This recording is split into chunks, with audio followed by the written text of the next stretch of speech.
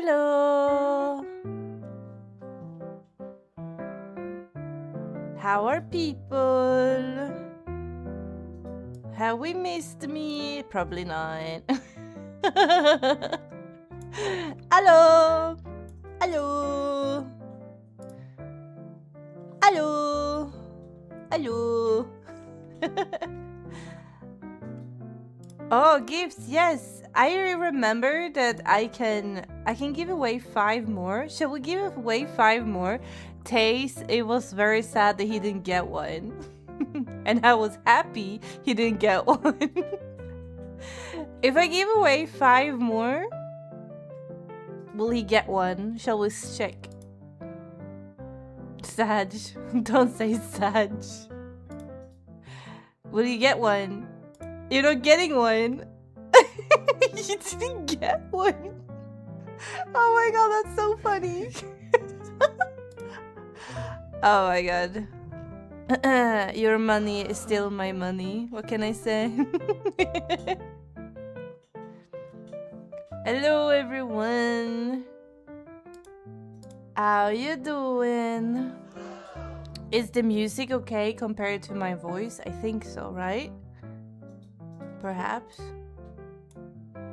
Yeah. Yes. Good. I haven't read that much this month, and I know that sounds very contradicting when you look at my little wrap-up thing, but it's the last month before school ends, and I work as a librarian in schools. I have 8 schools. Well, 5, 6, 7, yeah, 8 schools. And they're all graduating now, and all my students been freaking out and stuff. So I've been very tired. I haven't really read much this month. So the only thing that I kind of managed to read somewhat a lot on is manga, because I read 49 volumes of manga, and then I read 2 light novels and 4 normal books. I don't know what I should call them. It's basically normal fiction, but I think there's 1 non-fiction, or maybe 2. No, it's 1. I don't remember. We will have to go and see. I have 31 slides. I'm also kinda sick. My throat is closing up, and I have a sniffle, so that's why I sound very weird. I do have a cup of tea, but last time we did this stream for 3 hours, 3.5, I think. And if I could decide, we will not do that long of a stream, because tomorrow I'm traveling. I'm going to England or London for a week. I'm going to a K-pop concert for the K-pop group Twice. I'm a huge fan and have been since they started many years ago. So I'm finally going to a concert of them.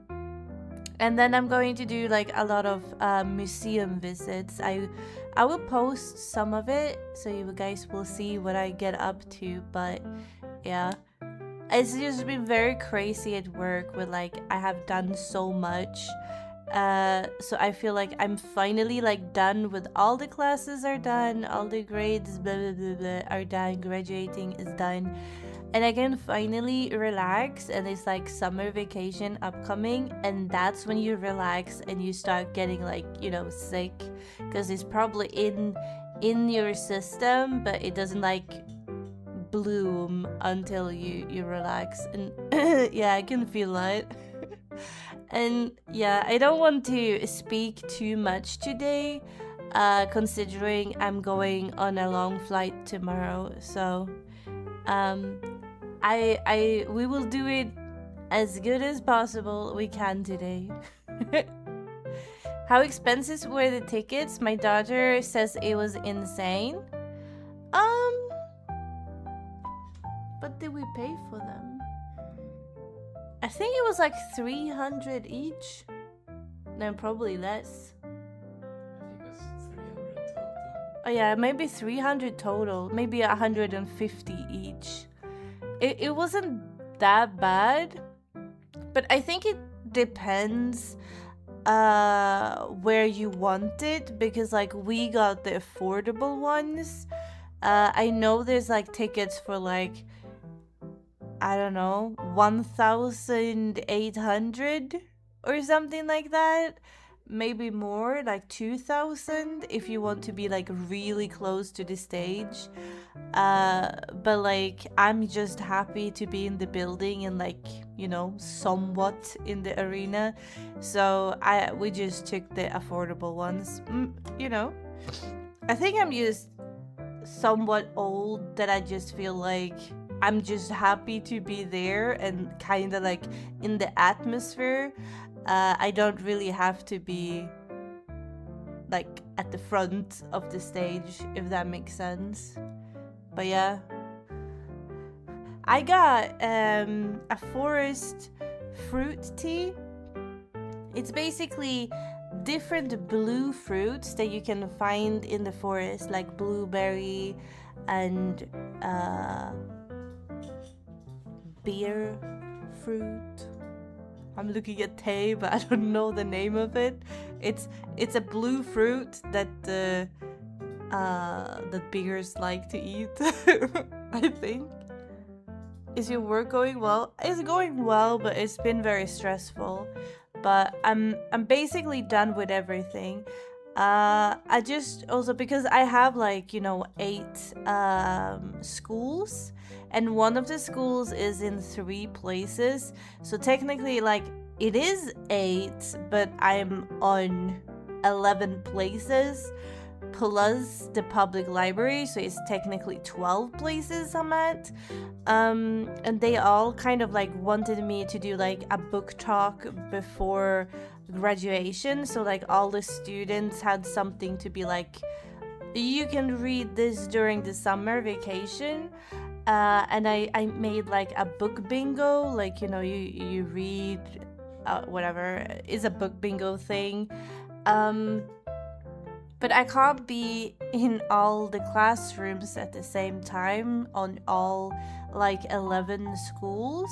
So I decided to make a video. So I basically did like whatever I do for a YouTube video, I did, but with my real face. And then I sent that to like all the schools, and I was like, here, take it. This is the book talk you get. It's basically 30 minutes video of me talking about really good books that you can read for the summer.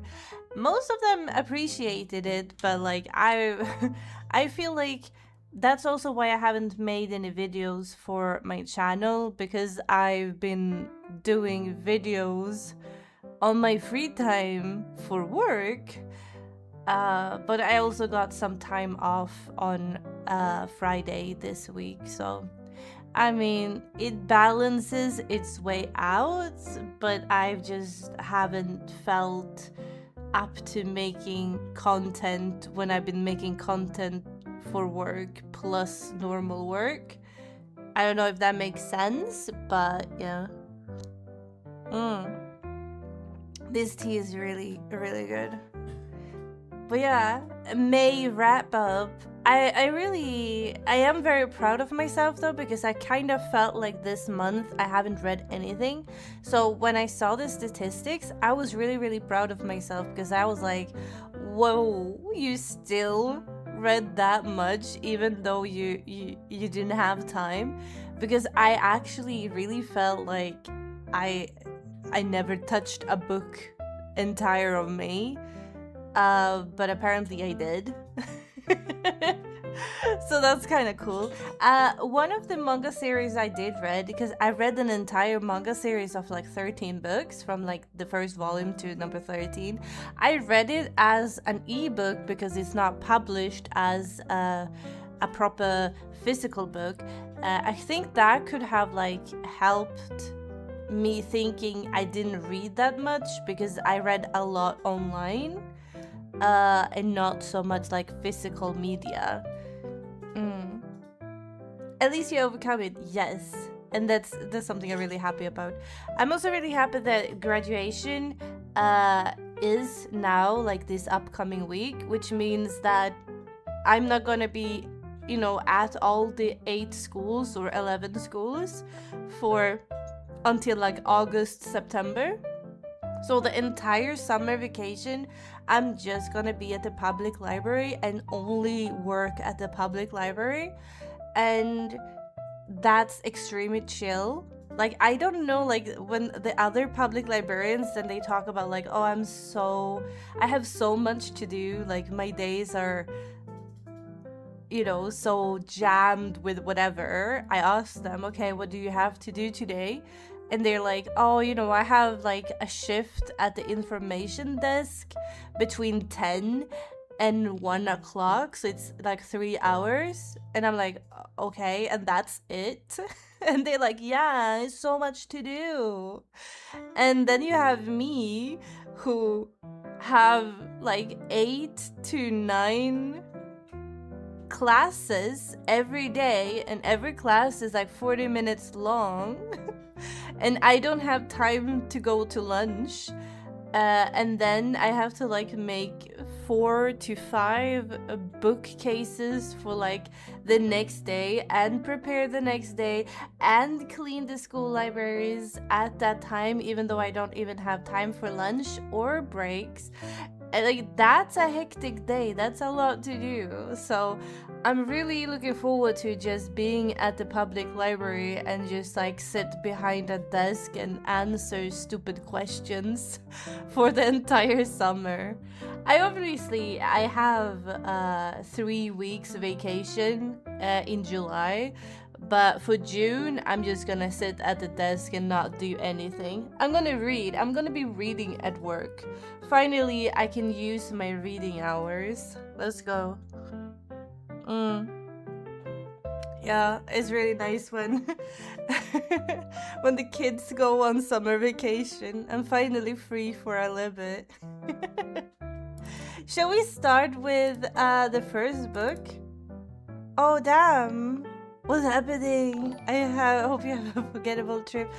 Oh, I just went through a brutal day and really needed to rest. Oh, damn! You shouldn't give me money though. You should save your money. Use the money to buy books. I'm you know, trying to get everyone else to be addicted to books just as much as I am. But thank you so much. Thank you. Thank you. I hope your day tomorrow will be better and you have a better week upcoming. And go sleep. Go rest. It's okay. The first book or manga that I read was this one. I don't know why I bought it. What was the name of this? The English name? I should know this. I think it's like Koharu and blah blah blah's daily life or something.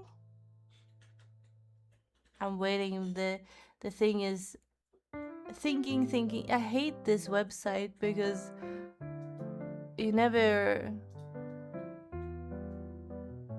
It's just thinking. I will for sure buy books. Can I do it? Do it. We all have to be addicted together. Maybe the website is down. That would be very tragic if that's true. Do I have to look on my phone what the book name is that I've been reading? Let's see. Red. Just when I do that, it starts working. Okay. Funny.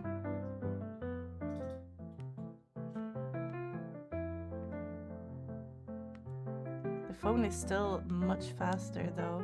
Yeah, it's called Koharu and Minato Happy Life with My Girlfriend. Yeah. I knew there was something around that. It's basically a true to life though, because it's based on the author's IRL life and IRL experience, which is kind of interesting. I think that was probably the only thing that I found to be really interesting. Otherwise, it's just very basic, and not like it's not specifically in a bad way. It's just very meh, like for me. But it's a manga. It's very wholesome. It's about two women who became friends online from like, you know, social media and games and stuff like that. At first they're just really good friends, and they're it's like 10 years gap between them. I think they start talking when one of them is like 16 or 17, which I thought was kind of weird. But it's not really relationship or sexual or romantic until like the girl is 20, but it kind of, you know, technically could be seen as grooming. But yeah, I don't know. If you don't think about it, it's not that bad. I didn't know the age difference was that big of a deal, like, or it was that big until like we got to see how they got together, and that's kind of when one of them is in high school and the other one is like a grown woman. But like, I don't know. I guess he was kind of cute, but like nothing really happens again.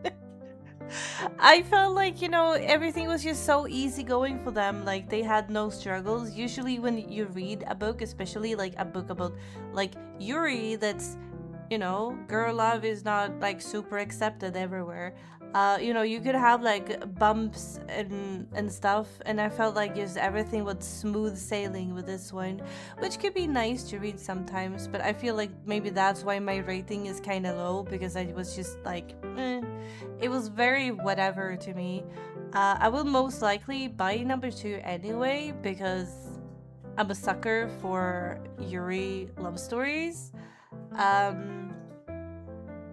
Did I enjoy it immensely? No. Did I hate it? No. It's just a very meh read for me, I think.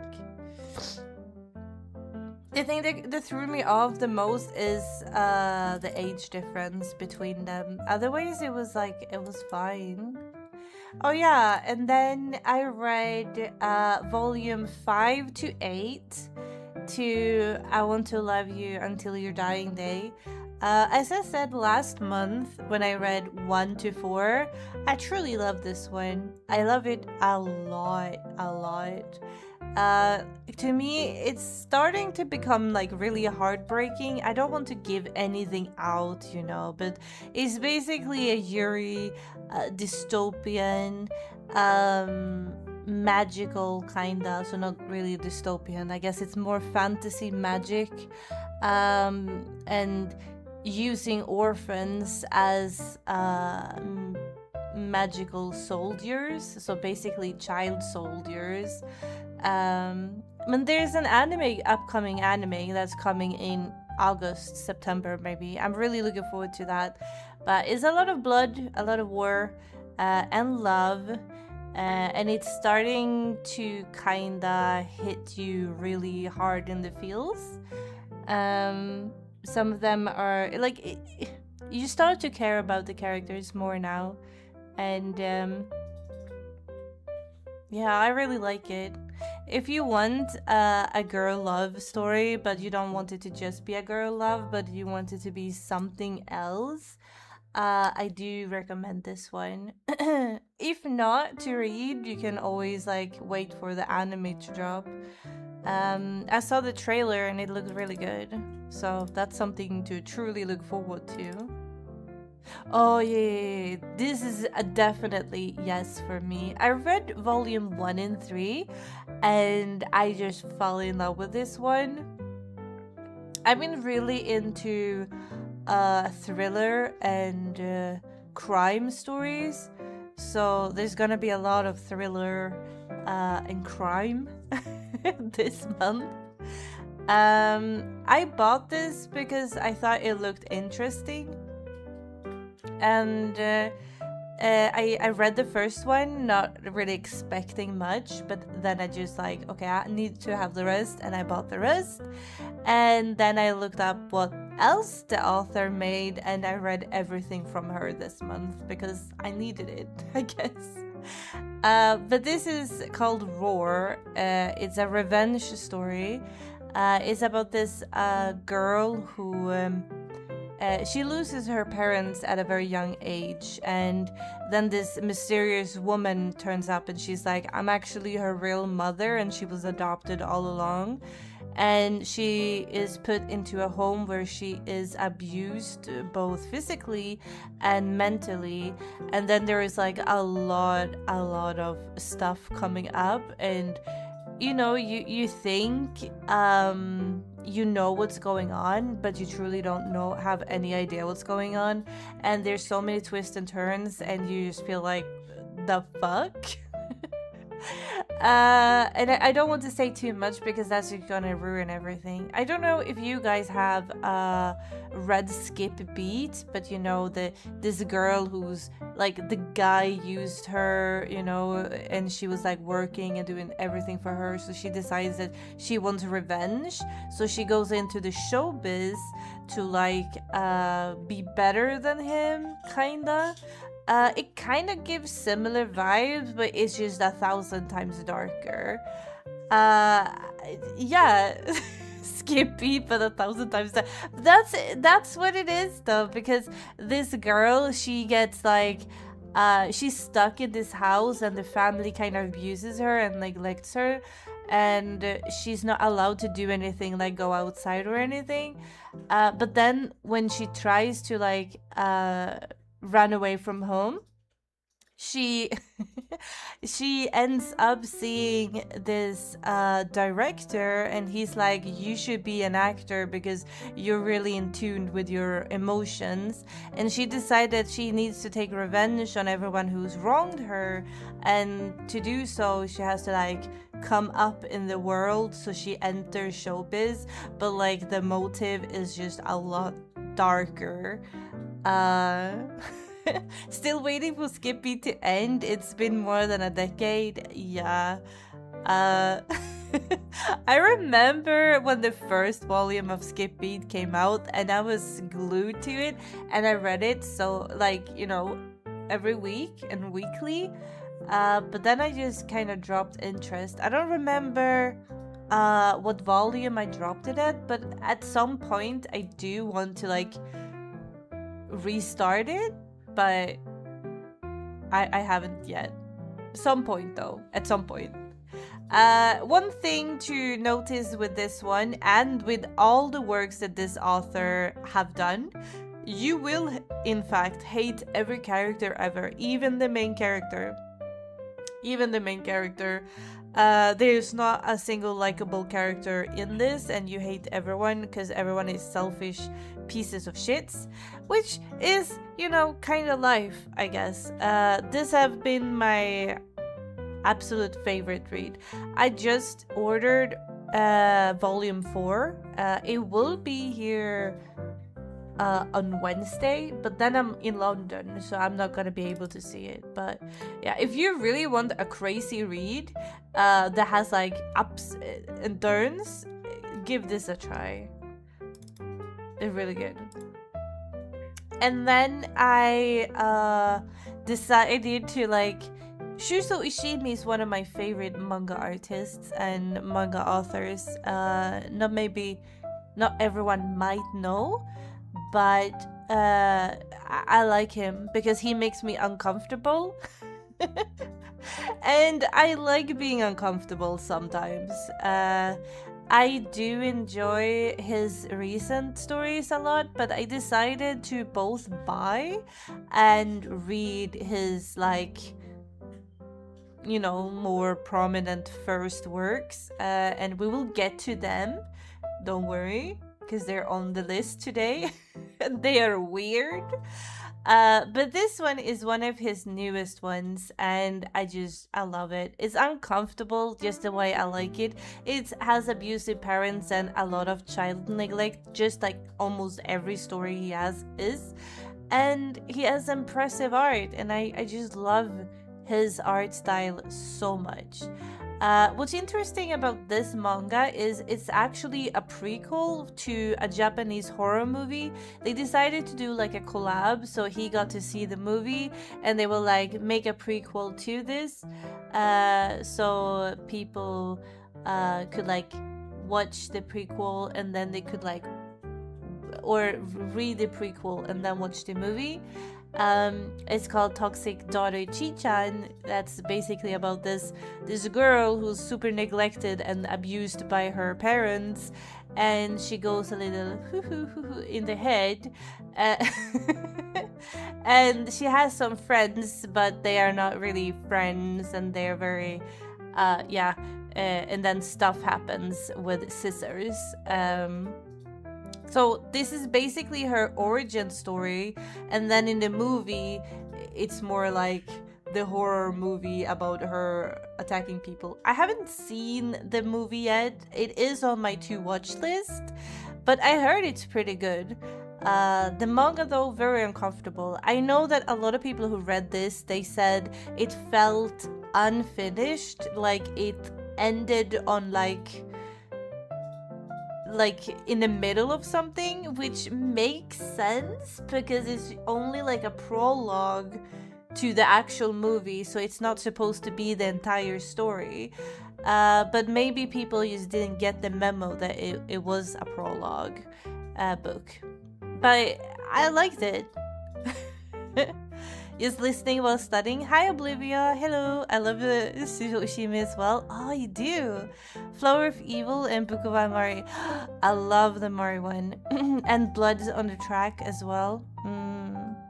A while since I read their work. Yeah. They're really interesting. I do love them.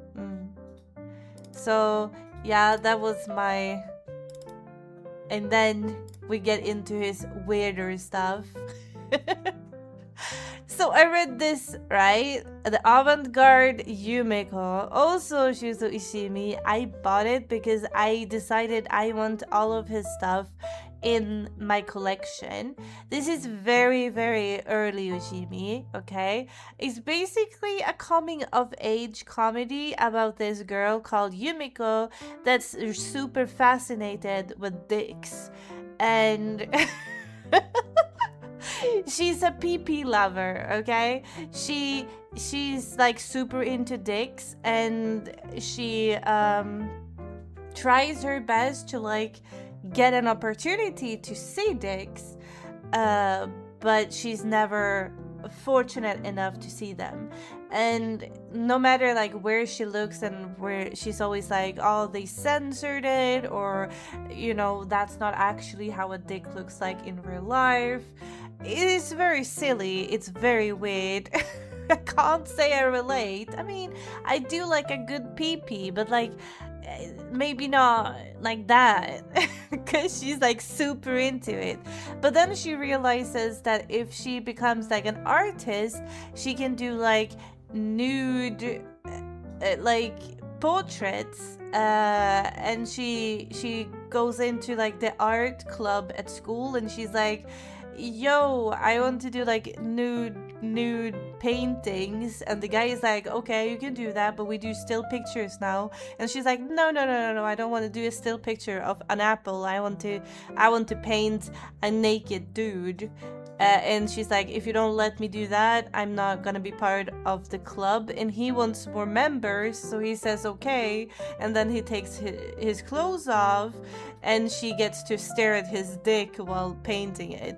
And that continues on and on and on, with her forcing him to undress so she can use his dick to paint, because she's into it. But it's not like in a sexual way, even though it is weirdly sexual. It's more like coming of age and being like, I wonder how the other gender looks like, I guess. I didn't know his early works were that colorful. Yeah. I read this earlier this year. Some of his early stuff is wild. It is really wild.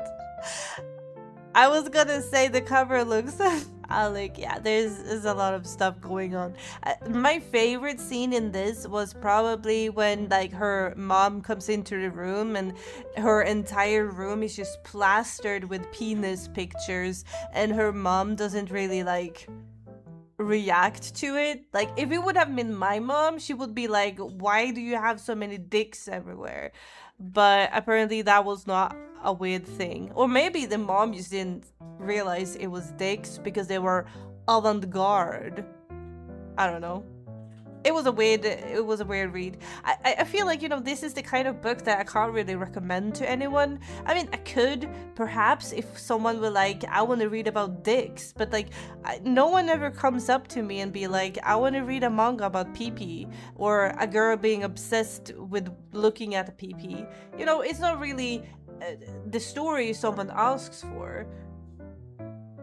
But I guess it's funny, in a way. I'm kind of happy I read it. I gave it 3 stars though, because I was like, I don't know, man. It was weird, but I enjoyed it somewhat, I think. Okay, let's see. Oh, yeah. I added this because I don't know. This is actually a normal book. It's a picture book though, but it's a picture book that's written for adults. And that's why I added in here. Usually I read a ton of books for work, and usually I don't add them into my reading wrap up because I feel like you guys wouldn't really care if I read another middle grade books about a horse called Sam. I might add the Swedish author have written 40 to 50 books about fucking Sam. Not fucking Sam, but like the fucking horse named Sam. And I read them all, not because I like them, but because I need to know what the kids are reading. Do I enjoy them? No, I do not. Anyway, this book. I couldn't fit it all because it was more vertical than like that, if that makes sense. And it's called The Flying Books of Maurice Lesser, I think. The Fantastic Flying Book of Mr. Maurice Lesmore. It's basically a picture book written for adults. It's very surrealistic, and it's basically about books. It's a picture book for book lovers, or it's a book lover's dream, I think. I mean, you could read it for a kid, but I feel like a kid would not understand it. Like, the meaning of the book would like go above their head. I feel like you have to be an adult to truly appreciate what it's trying to say. And it's basically about like a guy being swept away by flying books to a library where he gets to make friends with all the books, and he's lending different books to different people depending on their needs. And yeah, it's basically about books and how books are healing people. Again, this is a hard book to recommend to people. It's good, but like, it wasn't fantastic. I've seen something like this before, but I enjoyed it. Kinda, I guess, maybe. Gotta get hip with the kids. Yeah. Basically. But yeah, I don't really have much to say about this because it's a picture book. It is what it is. Oh yeah, you guys, if you're not Swedish or Norwegian, you can't read this book, okay? But I added it because it's actually a proper book, but there is no translation more than Swedish and Norwegian. And this is my guilty pleasure. This is book 19 in the series. I read it. is called the daughter of the doctor, or the doctor daughters, something like that. It's basically 1800s.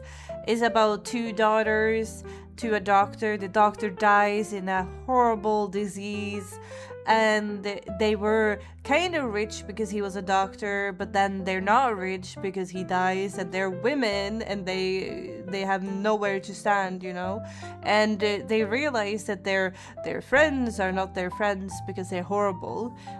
In book 19, there's a lot going on, a lot of drama, and their brother turns out he's gay.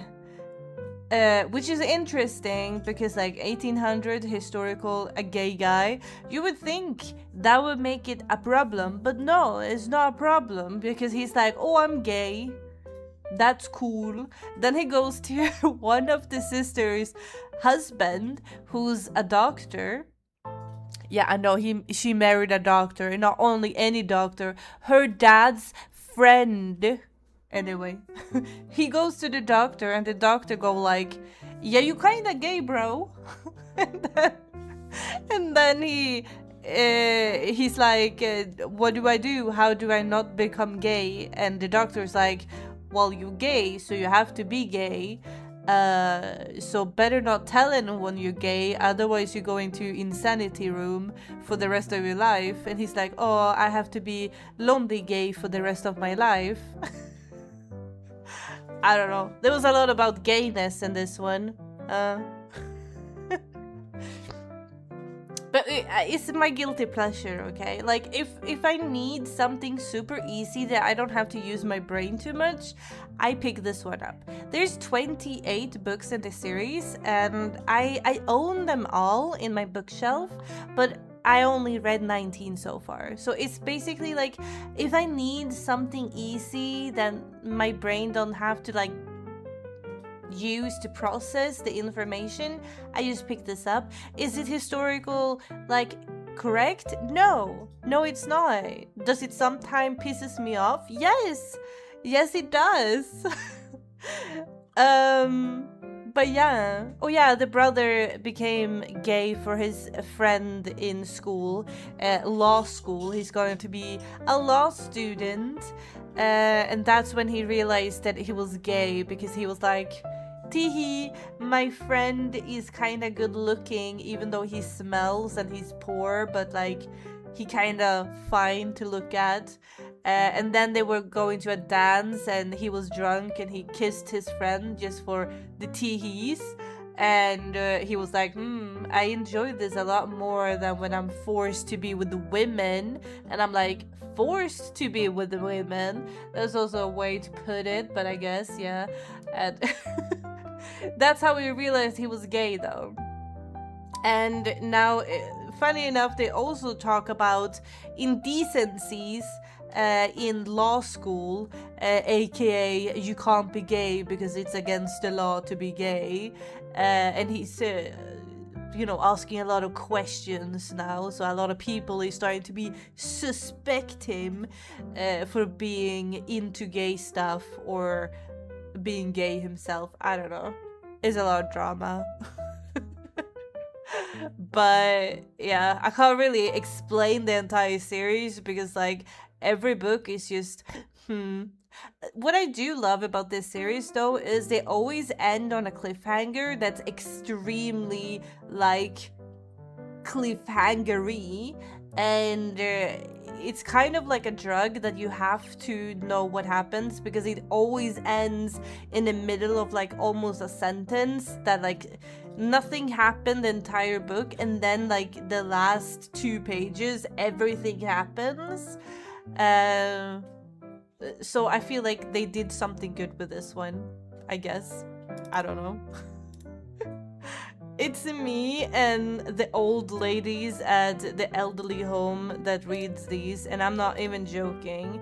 It's basically, I drag down the the age of all of us that reads it. I think everyone else is like at least 70. But what can I say? It was pretty good, okay?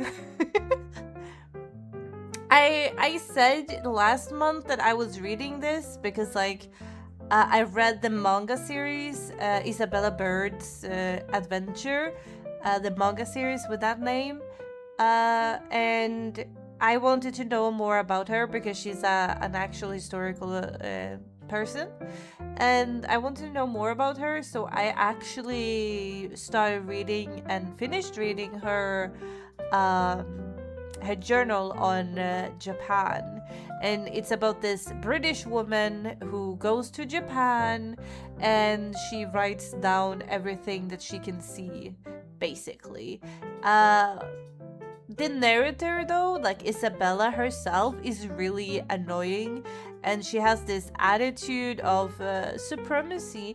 Like, she's always looking down on everyone, and she's calling everyone savages, and like, I get it. She's like, she's from the 1800s, Britain.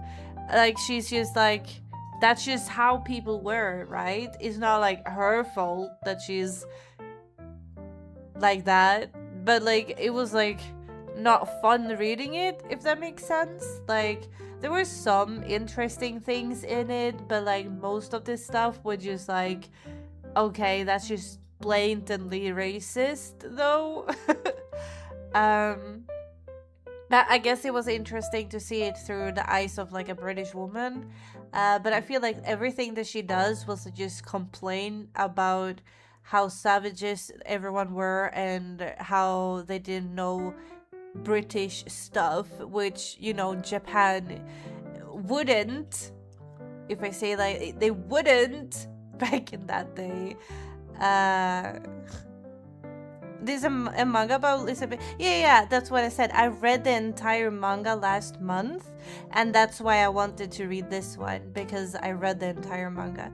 So I would say skip this one, don't read this one, just stay with the manga. So the manga is really good. They add a bit of flavor of romance in the manga, not a lot of romance, but the manga is 1,000 times better than the actual book. Yeah. But like I gave it 3 stars anyway, because like technically it's written with a lot of facts, and it's thanks to this book that we have and know a lot of stuff. So like it was still kind of interesting, but you have to take it for what it is, you know.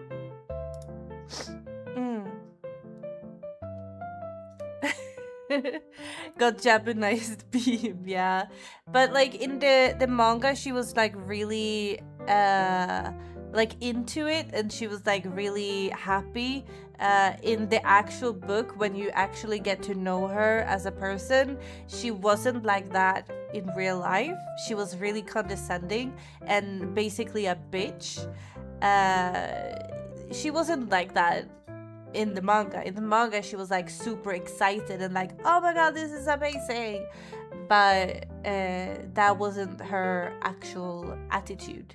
And I think that was what threw me off, I think.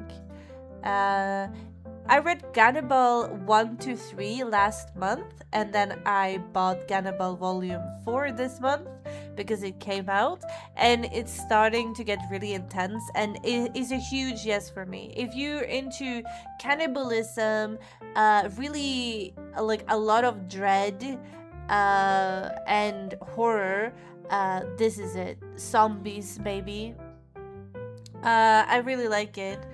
I feel like it's like a small town, you can't trust anyone, and I feel like I don't know who's telling the truth and who isn't, and I feel like that's a good thriller when that's what you feel like, because I'm starting to not believe the main character as well, which is really interesting when you don't really trust the narrator, because I kind of feel like he's an untrustworthy narrator, but maybe that's just me, I don't know yet.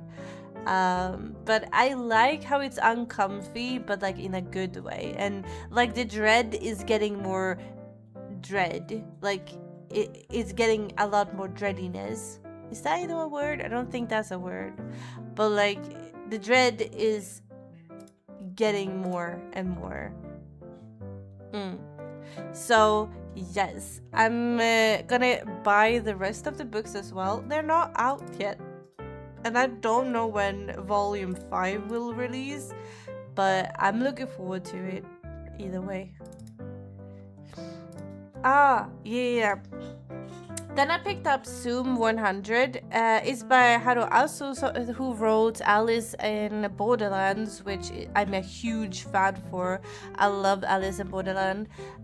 Zoom 100, I saw the first anime episode and I was like, oh, it's Borderland guy.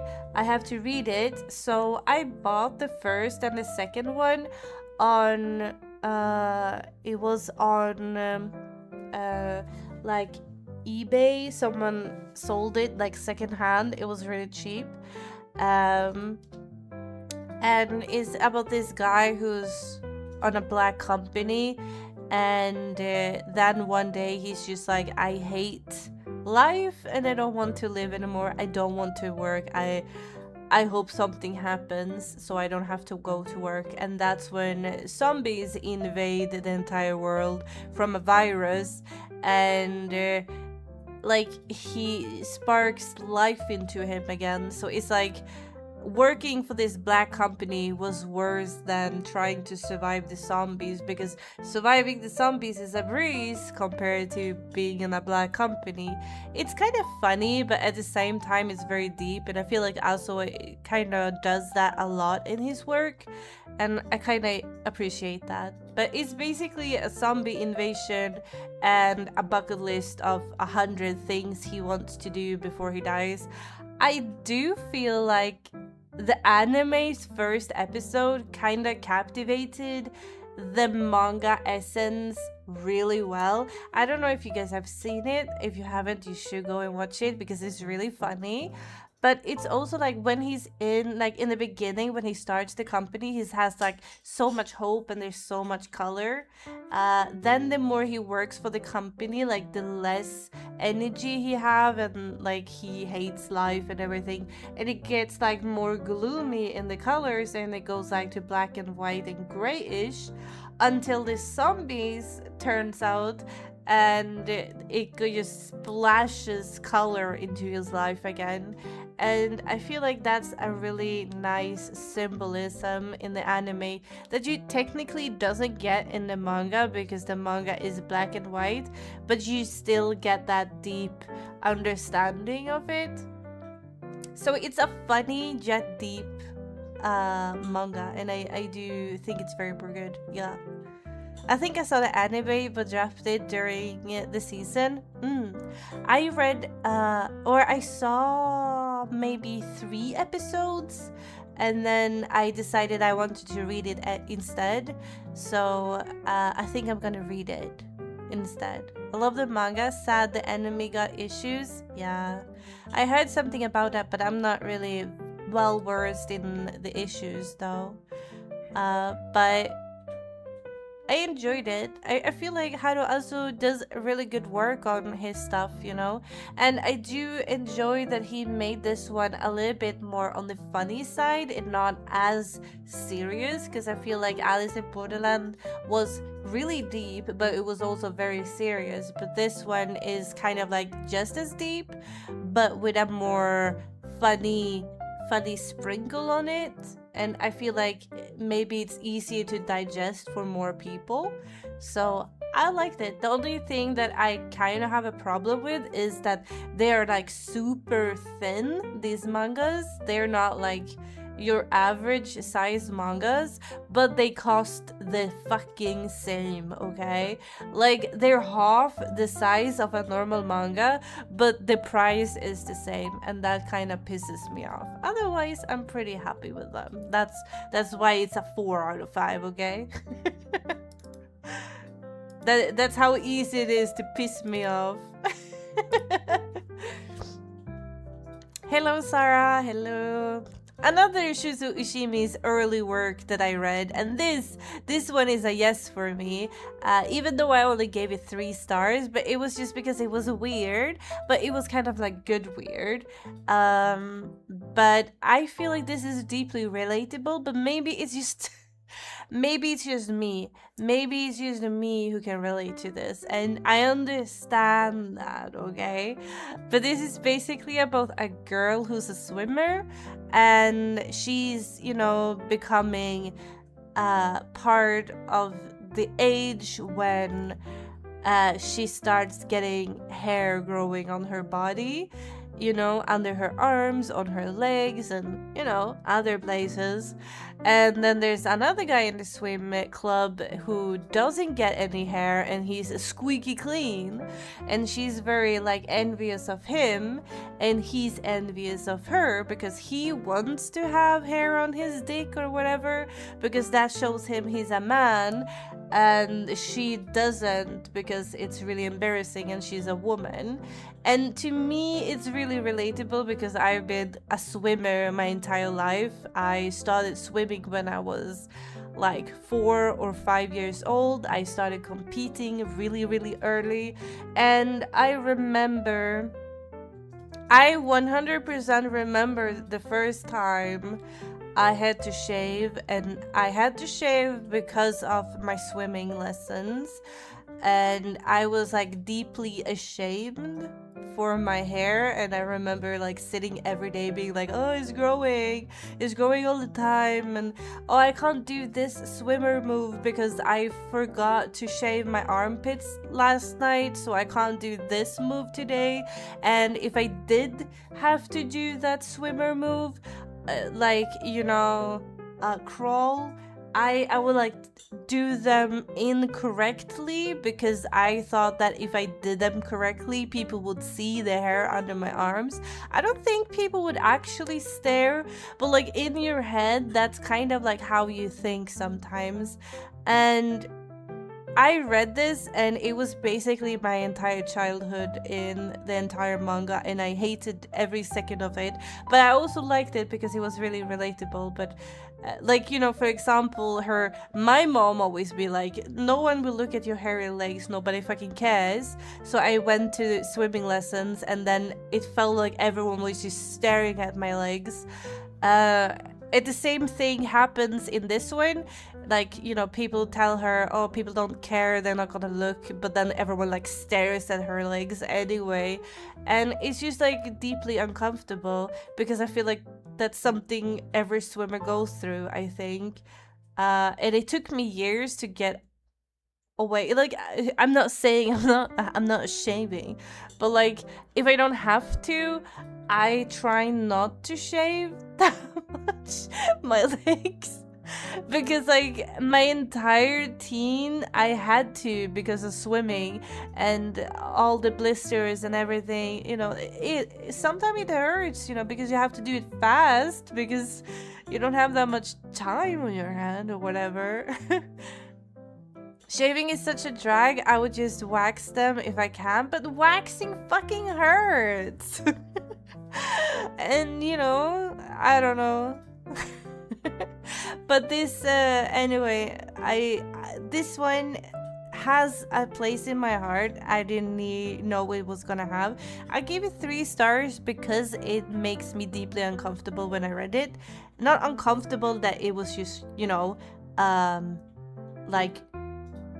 horrific or something like that. I think it was more uncomfortable because I felt oh, it's bringing up not trauma, but it's bringing up something that I feel I moved past, and apparently I didn't. But yeah, I don't like his old art style though. His old art style, it is kind of nice in its own way, but how the art style is now is just amazing. In the end of this book, they had a snippet of him redrawing the story in his new art style, and 100% it was 1,000 times better. His way of storytelling is 1,000 times better now as well.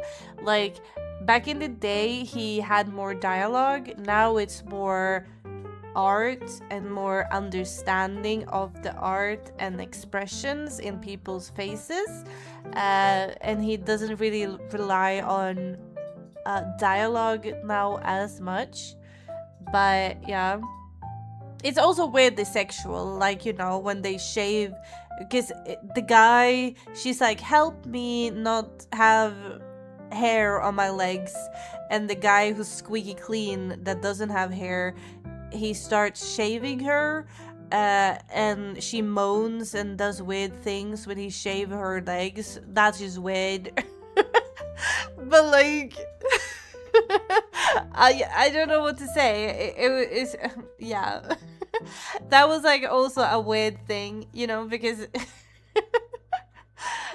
yeah, like maybe when he shaved her armpits, and he would have touched side boob, then maybe, perhaps, I suppose. But yeah, I don't know. It has a weird place in my heart now because of the theme, and because I basically lived this. Not that I had a guy shave my legs. My mom shaved my legs for me because I was too scared to do it myself, because I thought I was gonna I don't know. I thought I was gonna hit a blood otter or something and bleed out everywhere. I don't know. I was scared of the razor blades, okay? You're right, that is weirdly sexual. Yes. But yeah, if you want to read something about having to shave, well, yeah. It's also really interesting because after shaving her armpits, she suddenly becomes more comfortable in the water and she swims a lot better. And her teachers are like, oh, I don't know what happened, but you're so much better at swimming and you're a lot faster now. Because she doesn't overthink about all the hairs and people seeing the hairs under her armpits. And I've been there. I can't stress that enough, that I legit been there. I lost a competition, a swim competition once, because I forgot to fucking shave and I couldn't do the crawl movements good, because I was like, and not only is it am I swimming with arms with hair under them, but it's also a fucking competition, so it's like 1,000 people in the arena, and oh my god, let's move on. I feel like we're not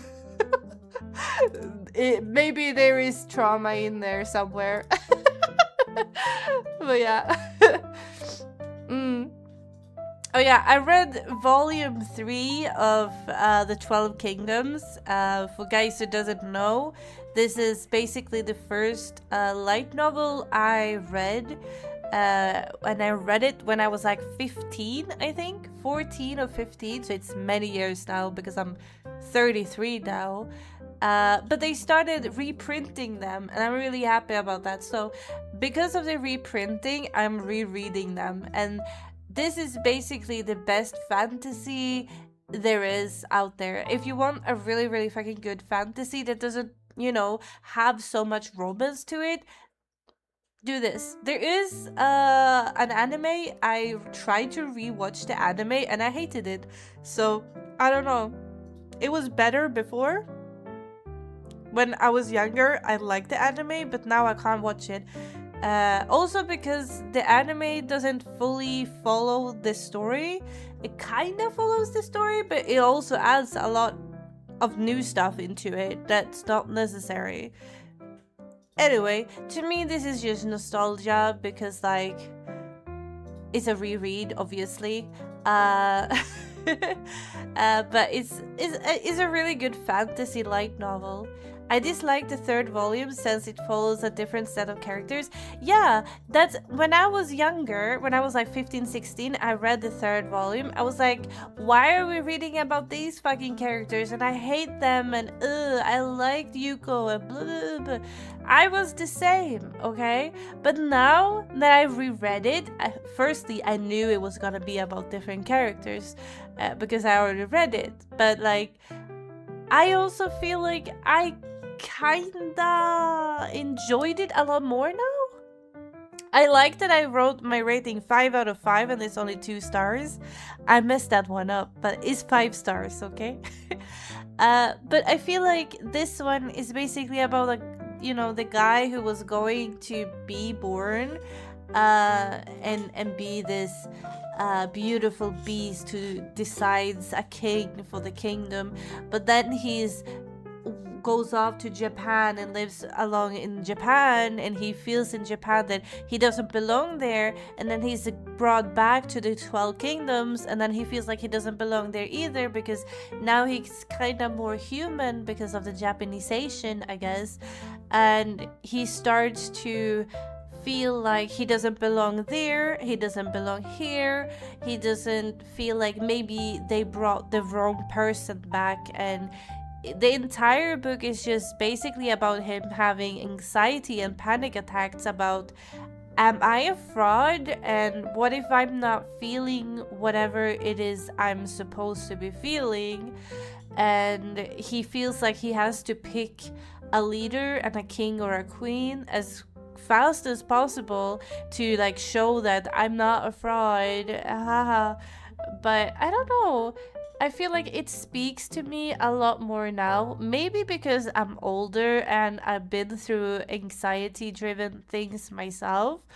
But there's like, I can't say there's a lot that happens in this one, right? Because there's not war, there's not a lot of things happening. It's basically just about this kid, who's still a kid, by the way, but he's thrown into this fantasy world and just expected to know everything and just pick a king or a queen, and it's hard on him, you know.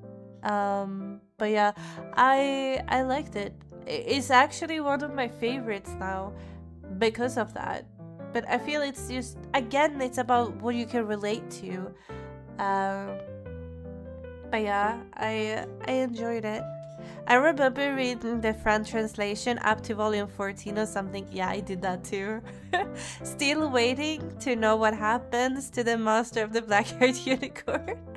Yeah, oh my god, yeah.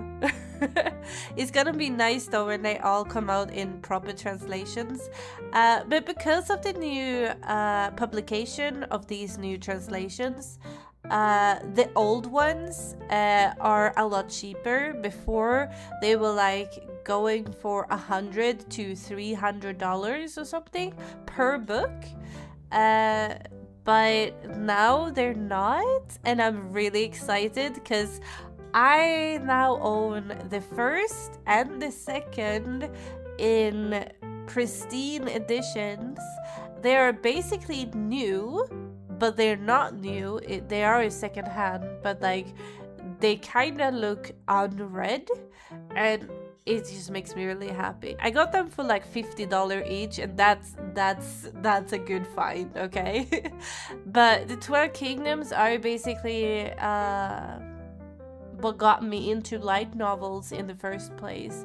I read manga before that, and that's why I started watching the anime, because I had both read and watched Fushigi Yugi, and I wanted something similar. And that's when people recommended the 12 Kingdoms, so I watched the anime. And after watching the anime, they told me to read the light novels, and I was like, what the fuck is a light novel? And that's when I learned what a light novel was. So yeah, that was my first light novel. Yay! $300-400. Sheesh. Yeah. Wait. I'm starting to get really warm. I need to take my hoodie off. The 12 Kingdom anime added stuff in. Yeah, they did. I didn't really enjoy that. I feel like they ruined it, because when you read the light novel, it's just so good, you know? But the anime, not so much. And I also dislike how they did the anime that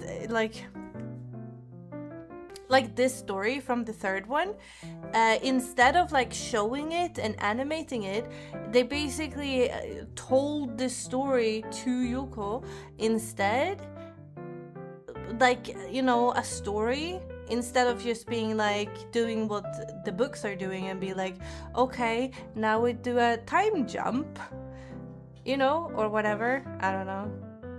Maybe if they did a new anime, it would be a lot better if they released one now.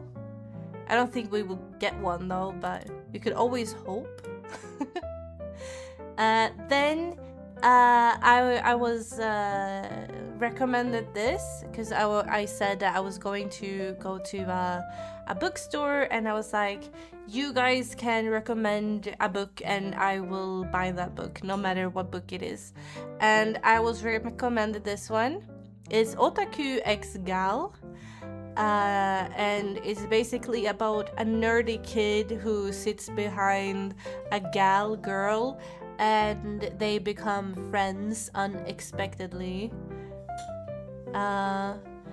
So it's weirdly fun. Like, I was 100% on the fence about this one because I kind of thought like, oh yeah, it's not gonna be my cup of tea, because I don't know, I just usually don't like stuff like this, but I thought it was kind of interesting because it's basically about this geek who has geeky hobbies, and he's like into painting Warhammers and other like figurines, and she's like, I need help with my nails, and because he's so good at painting, he basically make her nails. And I mean, it was cute, I guess. It's kind of wholesome so far. I only read the first one, so I'm not that far into the story. I would say it's a yes for me because I want to know what happens and continue it. Is it worth buying and having on my bookshelf though? I don't know. I don't think so, because like usually I only want to buy books that's like 5 or 4 stars to me, or they have to have like a specific purpose, because I basically want my bookshelves to be like, okay, this represents Ophi's love or all her likes. So I usually don't want like a 3 out of 5 book on my bookshelf.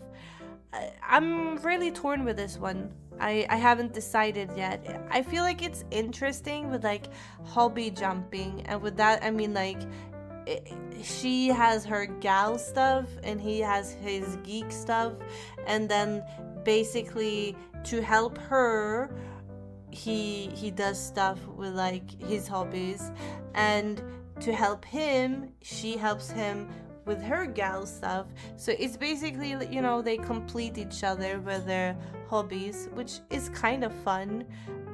It doesn't have to be that deep, and I feel like that was probably it. I didn't have high expectations for it, and I was pleasantly surprised. Someone told me it was going to be like Dress Up Darling, and I'm not a huge fan of that show. I've seen some clips from the anime, which is fine, you know, like it seems cute and all, but other times I feel like it's very like, but it doesn't seem like that was the case, so I was pleasantly surprised by that. Sounds a bit like the currently reading anime. Gals can be kind to otaku, from what you're saying. Yeah, I think that's like from Dress Up Darling, people would just be like, oh, this, you know, there's a market for this, and then they started making a lot of them, I think. But yeah, I think I will read the second one. Not sure I will buy it though, but yeah, we will see. Oh yeah, after that I read another light novel. This is volume 2. I read volume 1 last month. I also recently got volume 3 and the last volume of the series. And it starts with she doesn't want to get married because she wants to be a working woman, and if she gets married her husband is gonna tell her not to work, and he doesn't want to marry someone for status, but he wants to marry someone for love. And they decide to start fake dating, because if they're fake dating, their parents can't try to hook them up with someone else. why does it says slasher horror bullying? Because that's not what it's about. Okay, maybe I was tired when I did this. It's basically a Regent's story. If you're into like Downton Abbey and stuff, it's basically that. It's very wholesome, very easygoing. I've been loving this story a lot, probably because I've been needing something easy to read. And this have been just that. It's very clear that the two characters, even though they're fake dating, they're really into each other. They themselves does not understand that yet though. A very cute romance. In this, we get more of her actually working and being a hardworking woman, and then there's like this conspiracy theory about art pieces being stolen and reproduced and sold to people to then harm the king and stuff. So there's like a whole backstory in this that was like, you didn't need it. It wasn't super significant, I think. It's like in the end of this one, I did feel like maybe they should have like realized that they like each other, because I feel like, you know, I've read like, because they're like 300 pages each, and I read 2 volumes now and there's 3 volumes. I feel like, you know, we should have come to an like, I'm into this person stage, but we haven't yet. So they're both still extremely clueless, going around being all like, I wonder why I care so much if she gets in harm's way. Maybe because you like her, dumbass. But yeah, so I feel like I'm also kind of like screaming at the book while I'm reading it, because it's annoying that it's been dragging on for so long.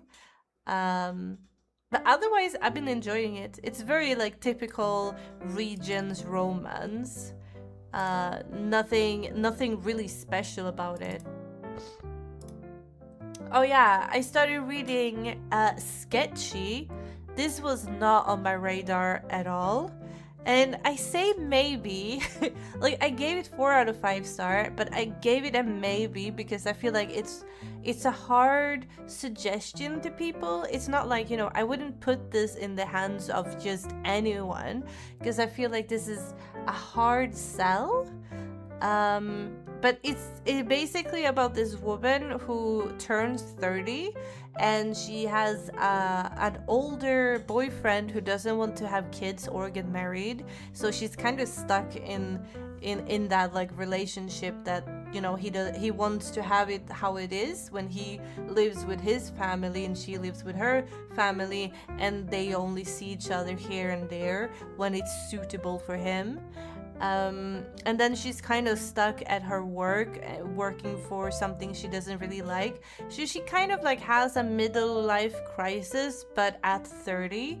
And technically I did too when I turned 30, so it was very relatable. But she decides that she needs something that's just for her and something that she can enjoy. And that's when she sees some women do skateboarding, and she's like, oh, that could be something. And it's basically about this newfound passion, and she starts pursuing skateboarding, and we can see her from being really bad at it to then like getting better and better. But it's not just about her.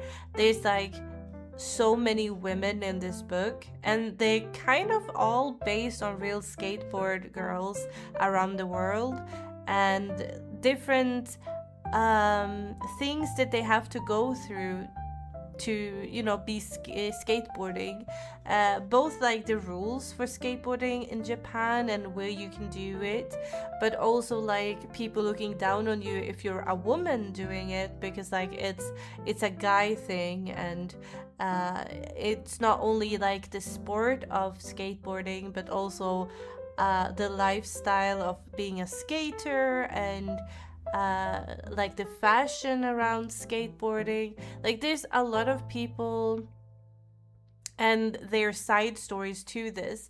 So I feel like there's a lot of women in this being represented, and why they love skateboarding, and it's so vastly different. And I don't know, there's a lot of dialogue in this one though. There's a lot to read. But I liked it in a weird way. I feel like you could learn something from all the women, like their life lessons. And something I truly liked is it is basically women supporting women, and you don't see that very often, I feel like, because it's always like women tearing other women down.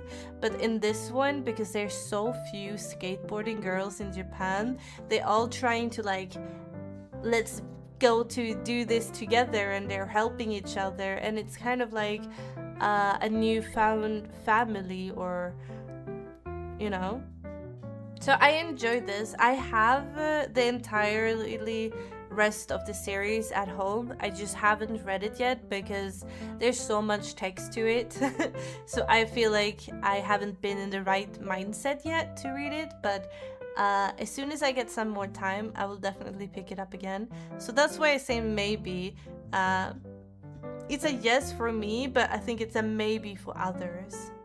Goodbye, Oblivia. Have a good day.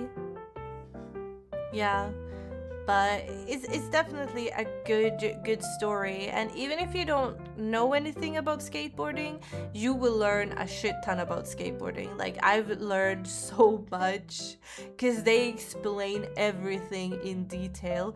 I didn't even know there was like such a huge deal buying a skateboard, but apparently there's so many things you have to decide, because you don't just buy a skateboard, you buy every single thing to the skateboard, and then you put it all together, because they don't come assembled, and the things that comes assembled is not made for you, and it's usually like kids boards or something like that. Like, you learn a lot in this.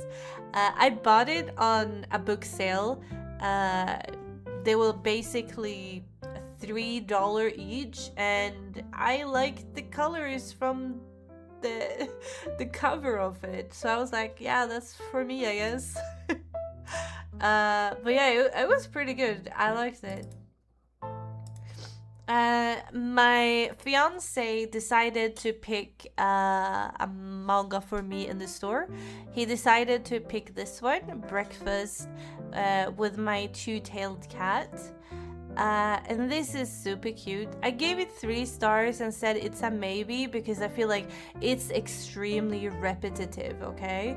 I mean, you can't really do much with the premises is about this man. His wife has passed away, and she asked their cat to take care of him because she knows that as soon as she's gone, he's going to be extremely depressed and not take care of himself.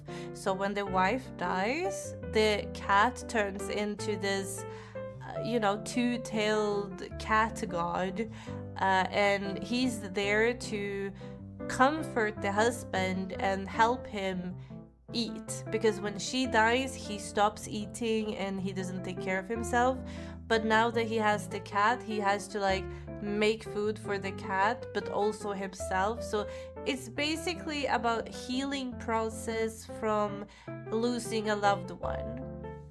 It is kind of sad sometimes when you have like the throwbacks, but tendency is that is wholesome the entire way through. And it's this cat who rescues a man from loneliness, kinda. And it's very cute, but I mean, the title is Breakfast with My Two-Tailed Cat, and every episode or every chapter is a new morning and a new breakfast that they're making. And after a while, you've seen them eat egg 6 or 7 times, and they have the same kind of conversations over and over again. And I mean, it's cute, but nothing really happens beside that. So that's why I gave it a 3 out of 5 stars. Like, it's cute, I like it. I will most definitely buy the second one because I love cats and stuff, but I don't really enjoy the repetitiveness to it. I feel like it could have been shorter, if I say it like that.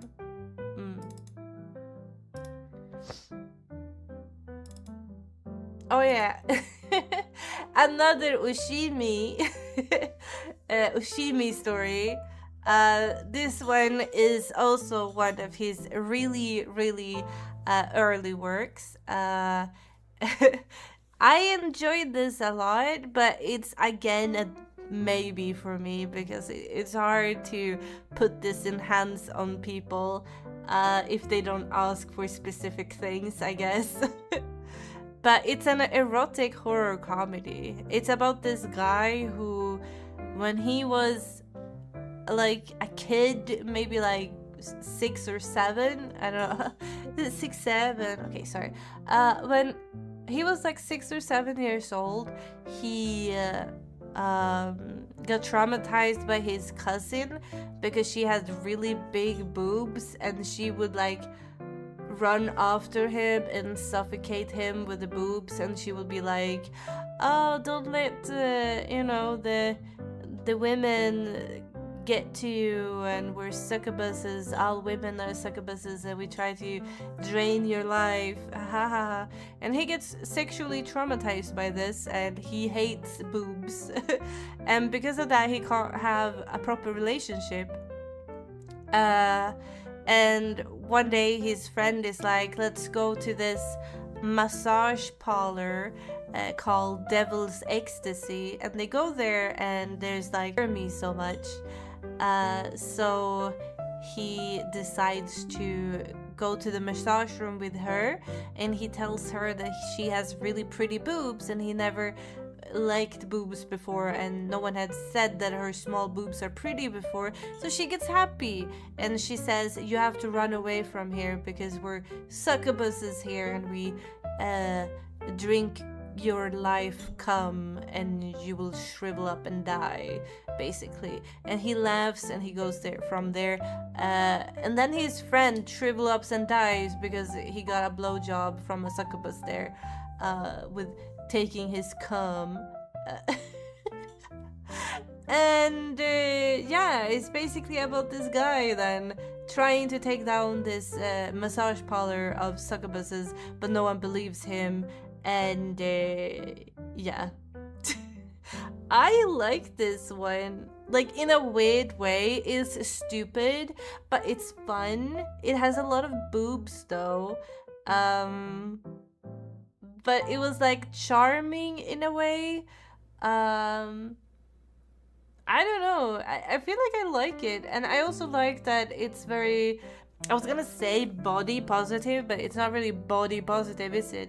It's boob positive, because small boobs get a lot love in this one. Yeah. I actually really like Devil's Ecstasy more than I thought I would, but it's very stupid. Yeah. I feel like, you know, I was also very like on the fence, being like, oh, okay, this is gonna be shit. But I want to own it, and I want to have it at home because I want to have like all his printed English works. But I enjoyed it a lot more than I thought I was gonna do. Like, I enjoy this a lot more than, let's say, avant-garde Yumiko, you know, the PP lover. So yeah, I do feel like it's a hard one to recommend to people though, because like I feel like if you would recommend this to someone, they would like give you weird looks, if you know what I mean. Because I feel like if you read it and you don't take it too serious, it's like, it's enjoyable, it's kind of like funny, it's erotic and funny and haha. But like if you put it in someone's hand and being like, you have to read this, and they read it seriously, they gonna give you some funny looks, right? but I only read the first one. I do have the second one as well, but I haven't read it yet. But it is on my to-read list, definitely. So maybe soon. Let's see, we are 19. Okay. You know the other one that we went through, the roar one that was like skip beat but 1,000 times worse? I looked up this author, Ai Okane, and I was like, have she done anything else? And she did. She has. And it's this one. As you can see, I read volume 1 to 13 because I read the entire thing. Hi, Lino. So I read the entire thing in just a few days. I don't even know how to explain this. Like, oh my god. I hate the story. I hate every character. I just hate everything about this, but that kind of makes it the best thing ever, and I love it. I hate everyone. I do. Like, it's such a weird story. But okay, let me try to explain it, okay? It's about this girl. She's happily married to a guy who's super nice, super kind. He's like the dream guy, you know? And she's like, fuck this guy because he doesn't want to put a baby in me. Totally understandable though. Like, I get it. You're a woman, you're in your 30s, you want a baby. Sure. And she asks him, and he kind of like ignores her and be like, baby, we talked about this before we got married and we said we weren't gonna have kids. And she's like, yeah, but now I do because I'm 30. Duh. You know? And she gets really pissed off and she goes to her friend at the bar. And her friend at the bar, she's like, damn girl, you should leave him if he doesn't want to give you a baby. That's fucked up, you know? And then she's like, I don't know, girl. And they talk about it. And I'm like, okay, so it's basically she wants something and he doesn't want it, but he's a perfect guy anyway. But then things starts to fucking crash out, right? Like, oh, it turns out that he, like her husband, is cheating on her with her friend from the bar. And then you go like, oh, but the friend didn't know, right? Because like she went to the bar alone and he was never allowed to go there. So the friend probably doesn't know the husband, right? But no, you're wrong. She do know the husband, and she been purposely trying to seduce her husband. And you're like, oh shit, she doesn't like her friend. And then it turns out that they only been friends for like 6 months or 5 months, and she doesn't know anything about this girl, and all hell breaks loose because she's like, my mom got like cheated on by my dad with another woman, and I'm not gonna be like my mom, and I'm not gonna have a divorce because I don't want to. But then she finds her childhood sweetheart, and she's like, but I want to dabble in that. And then she starts kind of like emotionally cheating with her high school sweetheart, but at the same time she's like, oh, my husband, I can't divorce him even though he's cheating with her. And then stuff happens at her work, and it turns out that her friend that wasn't her friend that's cheating with her husband is like planted people at her job to make her lose her job too. So she's trying to ruin her life, but like taking her husband and her job. And the question is, why would she want to do that? And you have no idea. Like, when I read the last volumes, it was a mind blown. Like, I'm not even kidding. Like, I fucking hate this series so much, but it's also like the best thing I've ever read in my entire life. But the drama is like, you have no idea. It just goes crazy. And I hated everyone. Everyone was wrong in this one. There's not a single person in this who I feel like they're good. Oh, and like they're 13 volumes, but to me the real end is at volume 10. Volume 10 was the perfect ending. The other ones are basically what happened after the entire thing went down, and that changes the story entirely. I feel like she wrote it to volume 10 and then she was like, oh, I want some more money, or I can juice this story even more, and then she kind of like just took stuff out of her head and made another crazy story, because I feel like it doesn't really add up, the things that she added afterwards. Or it does, I don't know. I just felt like it sucked, okay? But the story until volume 10 was like chef kiss. But it definitely was a lot. Like a lot. Like you guys have no idea. I feel like you have to read it to fully comprehend just how fucked up this series was in like mind bending ways, because like you think you have all the answers, but then you don't, like at all. I don't know. I feel like I could talk about this for hours, about this book or books, this series, but I also don't want to talk too much about it because I feel like I don't want to ruin it. If anyone ever picks this up, I can't say too much about it because I don't want to ruin stuff. So just know that it's a crazy ride, but it's worth riding it. Because you're gonna sit there and you're gonna scream at the book, right? I don't know if you guys have read, like, if you read Nana, like, the drama is very tame in Nana. But if you're mad at Nana, you should not pick this one up, because this one is like 1,000 times worse. Have you maybe another really dramatic anime or manga would probably be Peach Girl.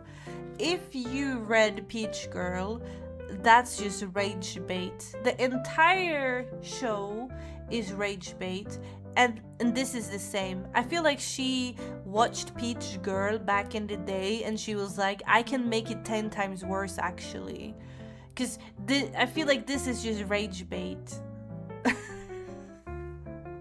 But in a good way. I don't know how to explain it. Yeah. I still think about this one to this day, because in the beginning I was like, oh, this is just a cheating story, but then like the more you get into it, it just spirals into I don't know what. I don't know, but it went crazy there for a while, okay? Moving on, otherwise we're gonna get stuck on that one. I bought Hikaru the summer Hikaru died, which is weird but also kind of interesting to me. I've seen this one everywhere on Instagram and everyone is like raving how amazing it is and it's like the best boy love story ever. So I had really high expectations, and it is a yes for me, but I also kind of feel like I don't know, like maybe it wasn't that great. I feel like if people wouldn't have talked about it and raved about how amazing it was, it would probably be like a 4-star. But because people pushed my I thought it was gonna be better, and I was kind of let down when I finally actually did read it. I don't even know if it's a boy love. People say it is, but in the first volume you don't really see a lot of boy love.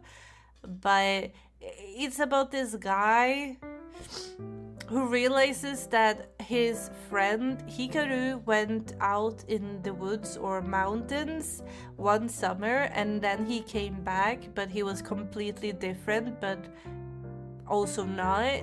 And he's like, you're not the real Hikaru. And then Hikaru said, how did you know? And it's actually a monster pretending to be Hikaru.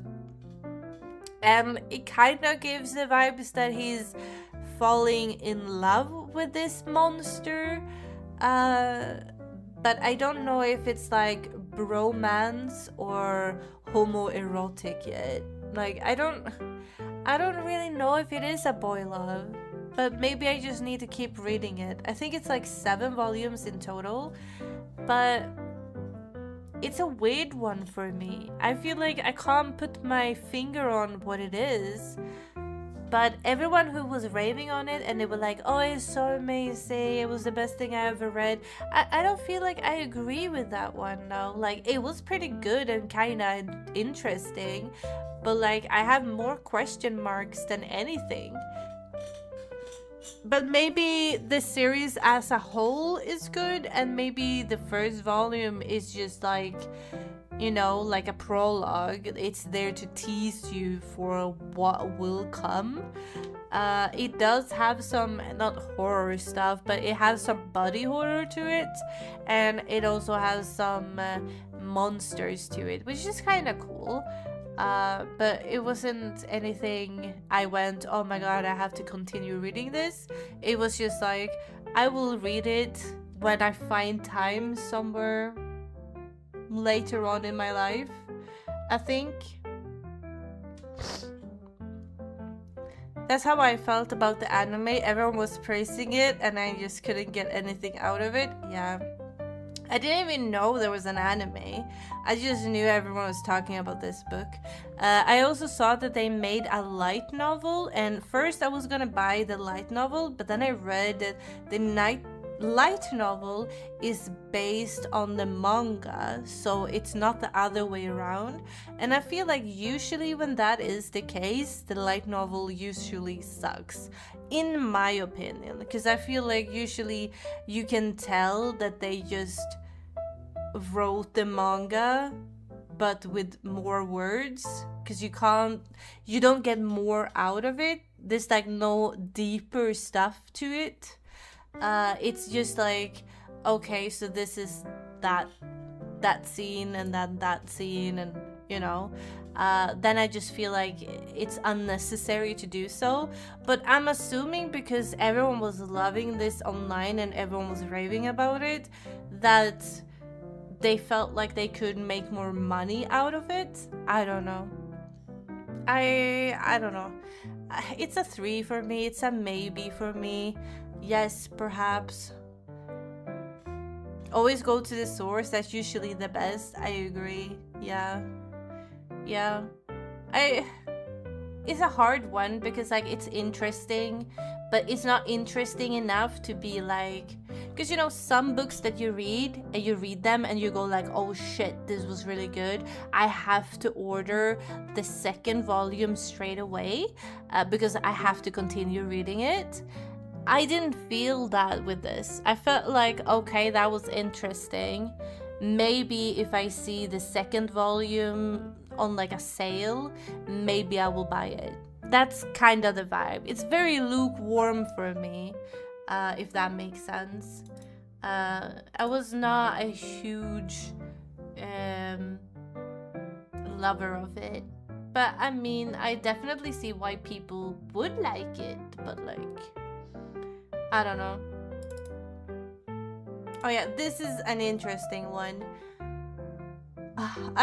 This is a hard one as well. It's called The All.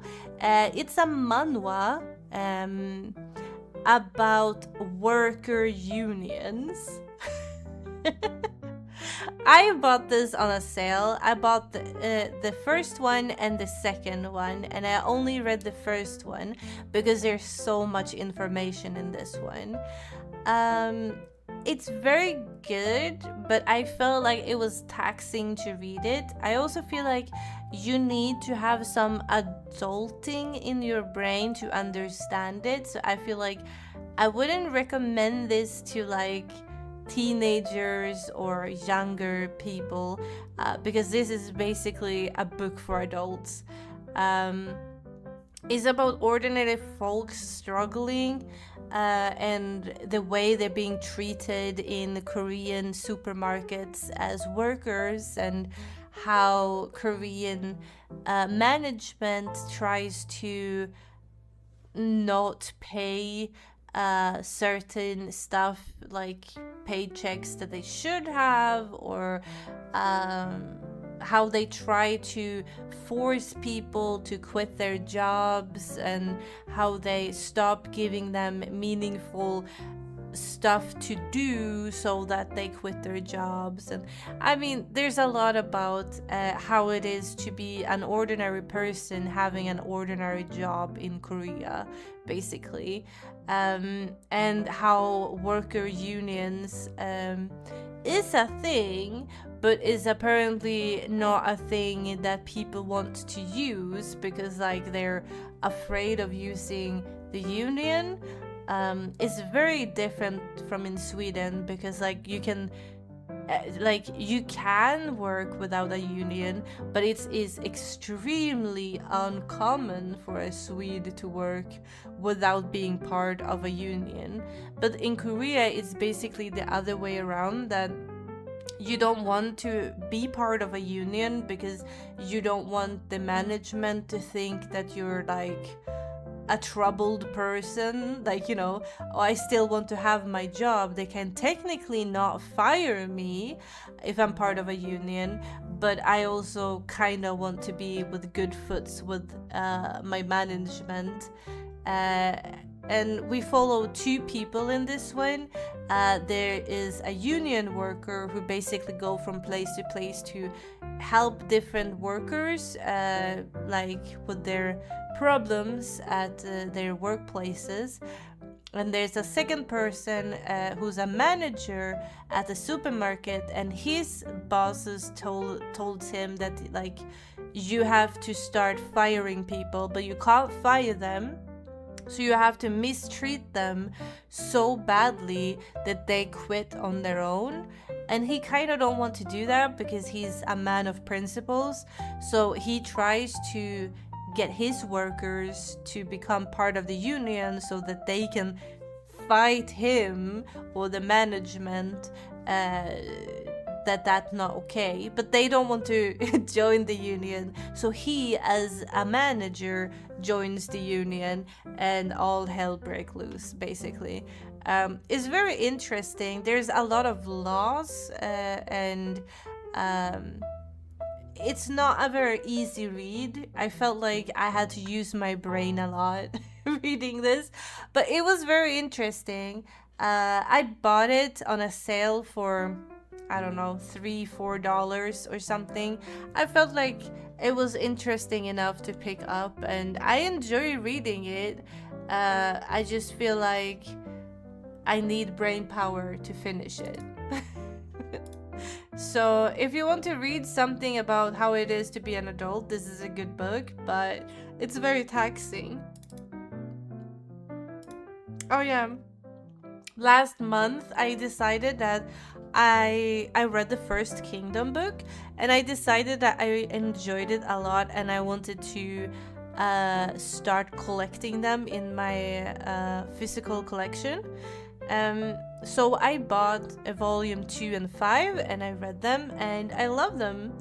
For anyone who doesn't know, it's basically about ancient China and how like China became China, because back in the day there were like a lot of smaller countries, or not states, but like there were smaller kingdoms that then united into one huge country that's now China. And so it is based on reality, and there's a lot of characters in this manga that's based on like real historical people, and so far I just love it a lot. The characters are really well written, and I like it. Tribe? Yeah, maybe tribe. I think they're kingdoms because they have kings. So, and the manga is called Kingdom. So I feel like, you know, it's basically different kingdoms that then became one huge kingdom. One to rule them all. Lord of the Rings. But they do have forest tribes as well, or the forest people, or the mountain people, that are savages, but that they kind of like work alongside. But there's a lot of corruption here, a lot of like ancient China techniques, war techniques, and I don't know, I really like it. If you have read The Art of War ever, that's basically a book about different war strategies. This is basically the same thing, but a manga. So if you like reading about the aftermath and the before math and the math of war, this is pretty good. It talks a lot about different fighting styles, different strategies and tactics when it comes to war. I think it's really interesting, but I'm also really a huge fan of war strategy books, because when it comes to fantasy books, it's usually like, oh, it's a war between good and bad, but you never get like specific strategies like this is actually how they overpowered people, and I kind of like reading about that.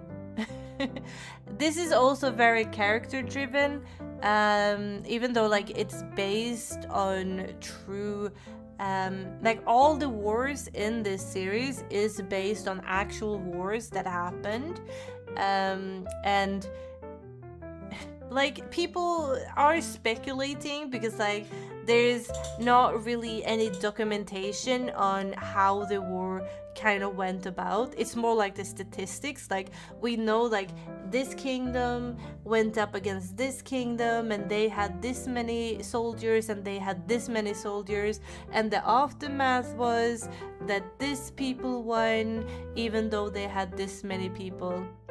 So all the war scenes in the manga is just like, this could have happened, we don't know, probably not, it's most likely fictionalized, but he still have like taking all the wars and where they were fought at and how many soldiers they had and who were up against each other. So it's a little bit of historical accuracy sprinkled into a lot of fictionalization.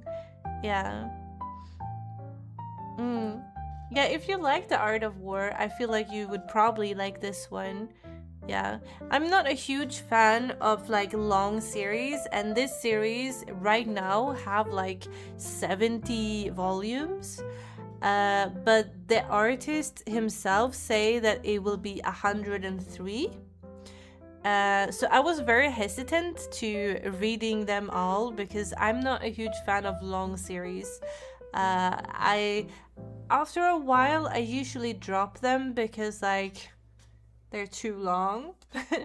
I dropped Naruto when it was just like 10 volumes left or something. Should probably read the last one of them.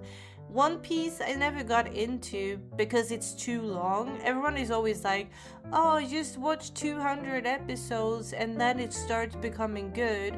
But like, I don't want to watch 200 episodes for it to begin to get good. I want it to be good at the start, and I felt like this was good from start one for me. So I feel like maybe this is my long series. Because I feel like everyone always have like that one series that's really long that it doesn't matter how long it is because they still enjoy it. I feel like this might be mine in the future. We will see. So far I enjoy it. I've read 5 of them and I have ordered number 6. So it's on its way. Oh, yeah. This is another really great one.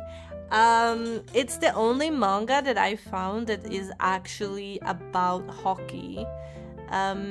This author has also written historical manga before, so if you're into that, he have written something else. Haven't read that one yet, but it is on my to-read list at some point. This one is called Dogs Red, and it's basically about this hockey team. They're fighting from the bottom up, so they're basically an underdog story.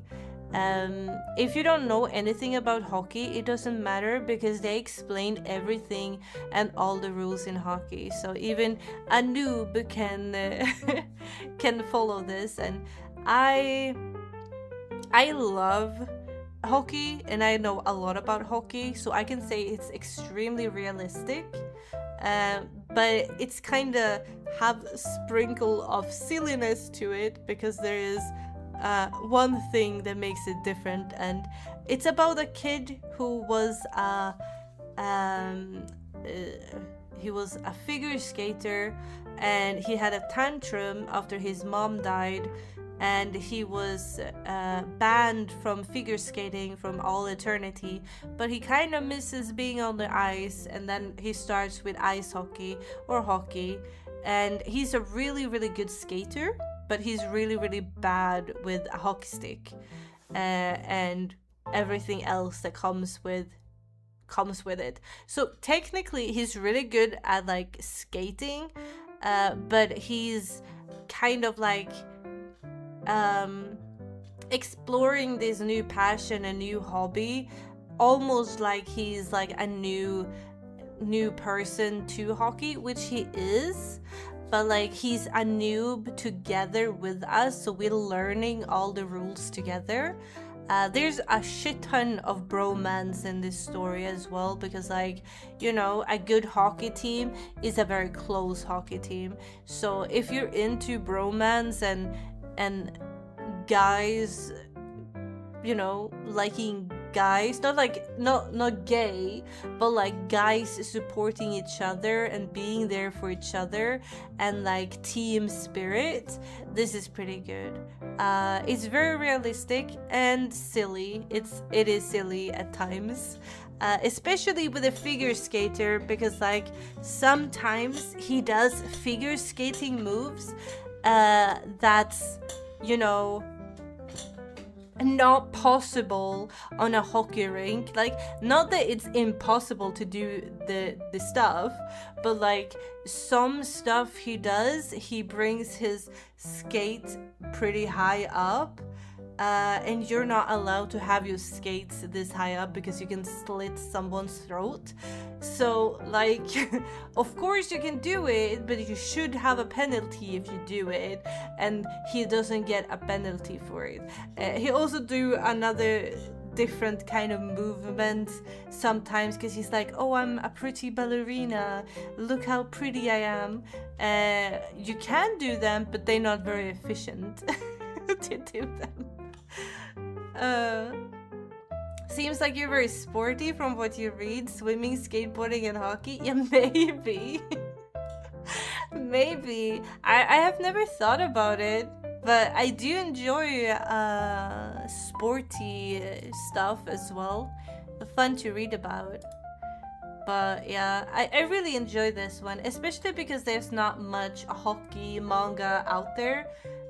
So it was a nice read. Oh yeah, I read the first volume last month, and I thought it was kind of cute. So I decided to buy volume 2, and I read it this month. And I gave it 4 out of 5 because I thought it was cute and wholesome. And I actually think it was better than the first volume. The first volume is basically about these 2 university students. They're 20-ish or something. 21 maybe? 20, 21. One day on Halloween, they both go out in their high school uniforms.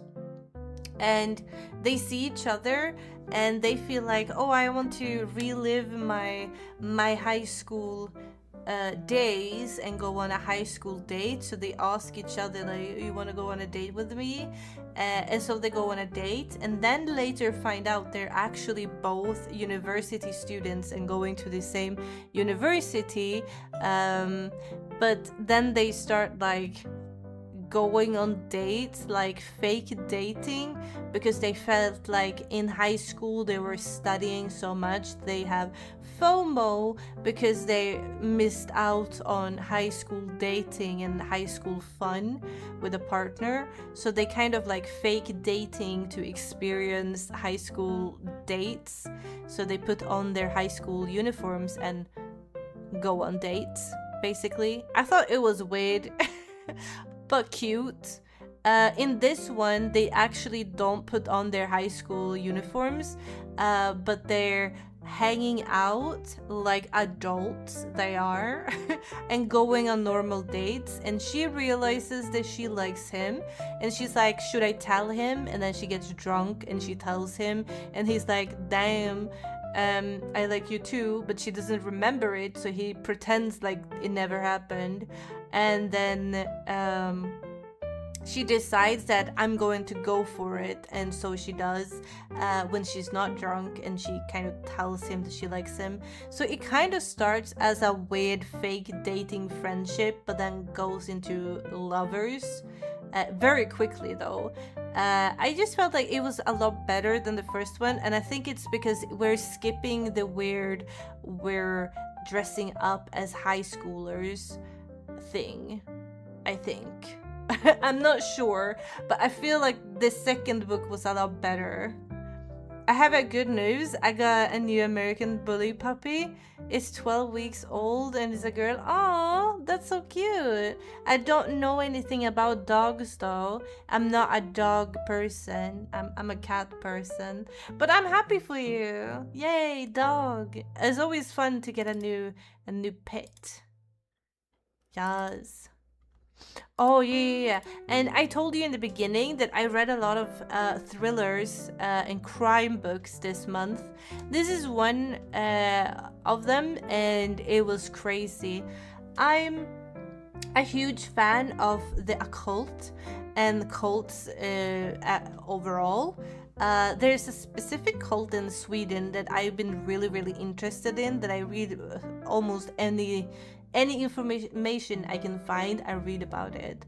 And it's just something unsettling with cults, but also interesting that people can be so manipulative that they are in a cult that's so obviously not true, if that makes sense.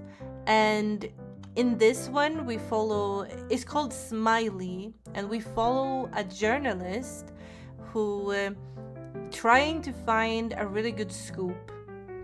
If he doesn't find a good scoop, he's gonna be like sacked from his job. So he starts looking around, and one day this cult starts banging on his door, and they're like, we're the Smiley group, and we're a religion that believes in smiles, and if you're smiling, you're happy. And they ask him, have you smiled recently? And when they mean that, they mean like, have you actually smiled with your whole heart? And he's like, fuck off, I don't have time for you stupid religious people. And he tries to like slam the door on them, and when he does that, one of the women's hands are stuck in the doorway, and he kind of like smashes her hand. And even though he smashes her hand, she just keeps smiling, this unsettling big smile at him. And she's like, but please just take a pamphlet, and one day you can be just as happy as we are. And he's like, that's odd, but he takes the pamphlet because he feels bad for smashing her hand, obviously. And then in the pamphlet he see a picture of his wife, and that's when we learn that he has a wife, and he's still married. But one day after their child died, she left him, and they have not gone through the divorce yet, but yeah, they're still married, but she left him. So he decides that he's going to join this cult to find his wife and maybe save her, because he feels like there's something unsettling about this cult. And when he joins, it gets really unhinged and really dark, and they do really fucked up things to people in this cult to force them to smile. And there's a lot of body horror and cutting up bodies and stuff. I mean, it's really good. It's really good. I enjoyed it. I saw this on Instagram, I think. Someone posted this, and it was just like, you know, the art of the cover just like spoke to me, and I just felt like, yeah, I need it. I'm not sure how many volumes. There's 2 volumes out right now, and I've read them. I ordered the 3rd one, but I don't know how many there is, you know? Let me check.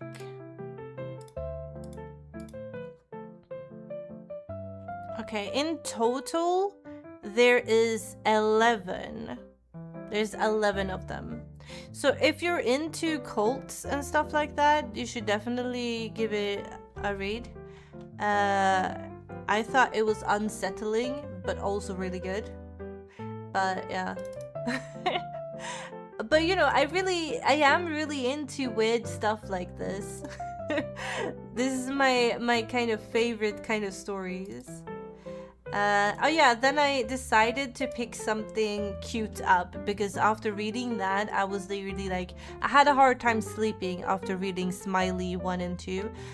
So I decided to pick something cute up, and this one was not on my radar, but one day I decided to just like Google, I want to read about adult romance, because I'm so sick of like high schoolers.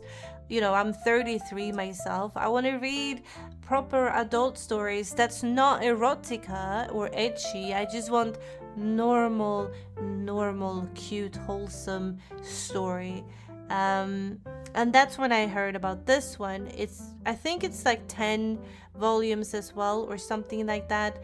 I picked it up, the first volume, and it's about 2 workers. They work at like a company. I think it's like a candy company or like a cookie company. I think she's in like marketing and he's in more in like statistics or administration. I don't really know. Something like that. They find each other. They start at the same time in the company, and everyone think that they hate each other because they're always bickering and be like, oh, I hate you, blah, blah, blah. But actually, they're in love and they're dating. It's very wholesome. But I feel like there's no reason for them to hide their relationship. She says that it's not a kink, but I feel like it somewhere is a kink. And he's like, can we not just tell everyone that we're dating?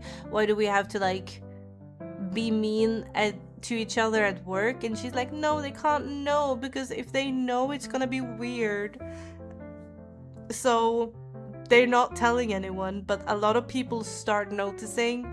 So after a while, some people know, but like nobody does anything because nobody actually cares. So like the stakes are very low. I feel like, you know, okay, they dating in secret, but when people find out, they don't give a crap and they're left alone. So it's like whatever, and I felt like very little happens. Usually, you know, you read a book and you want it to be like, oh, it's really high stakes, and if they find out, this is gonna happen, and we don't really have that. So it's just I have a crush at work kind of thing. It's just like cute, like every episode is very episodic. So it's like, okay, now we have a new issue that's not really an issue. It's more like, oh, we've been so busy at work that we haven't seen each other for a long time, but now we are, so we're gonna spend the entire weekend at home. Oh no, someone calls us when we're home. let's get all blushy, because what if they know that I'm somewhere else and not in my apartment, like they know where you answer your phone. I don't know.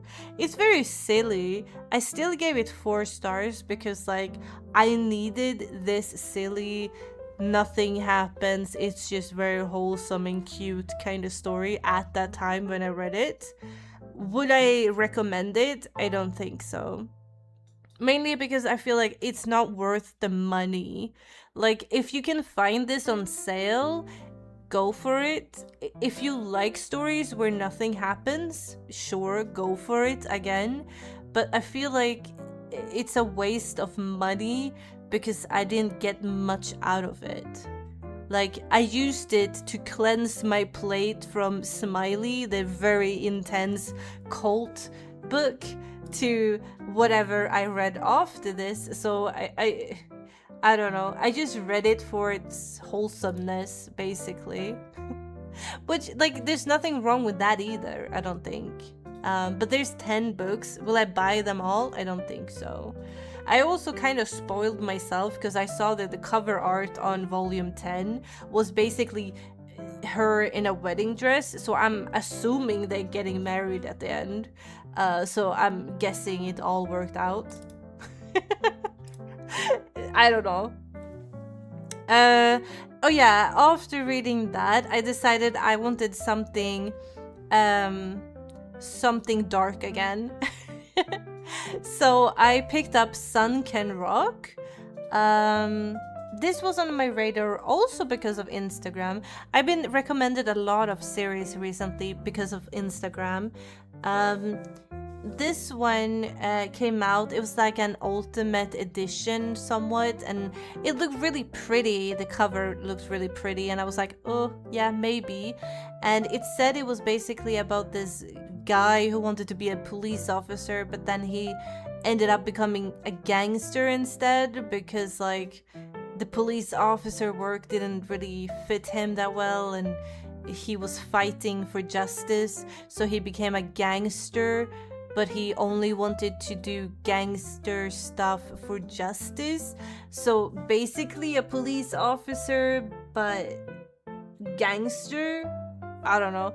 I really like gangster stories, so I thought maybe it could be on my radar. So it's this guy who I think that also it's the same author who made Dr. Stone. When I'm thinking about it, when I'm watching his name now, I'm like, isn't that like Dr. Stone? Am I crazy? Isn't it? Oh, I can't find the book now, but I think so. Bocce, isn't it? Anyway, I started reading it, and it's this guy who's in love with a girl. And she's like, yeah, I'm actually not from Japan, but Korea, so I'm gonna go home to Korea and become a police officer. And he's like, oh, I love you, and I also want to do that because I like justice. And she's like, but you're not Korean. And he's like, I can learn Korean. And she's like, okay. So then she quits school in Japan, goes to Korea, and 1 year later he can see in the newspaper that she's actually a police officer, so she made it, yay. So he decides to start practicing his Korean, and after practicing his Korean he goes to Korea. But when he's in Korea, it's not really as easy for him because everyone knows he's Japanese and he's a foreigner, so he can't really get into the police station or like police school or whatever. But he has this, yearn for justice. So when someone starts picking on an old man on the street, he steps in and he's like acting like a police officer, but he's not.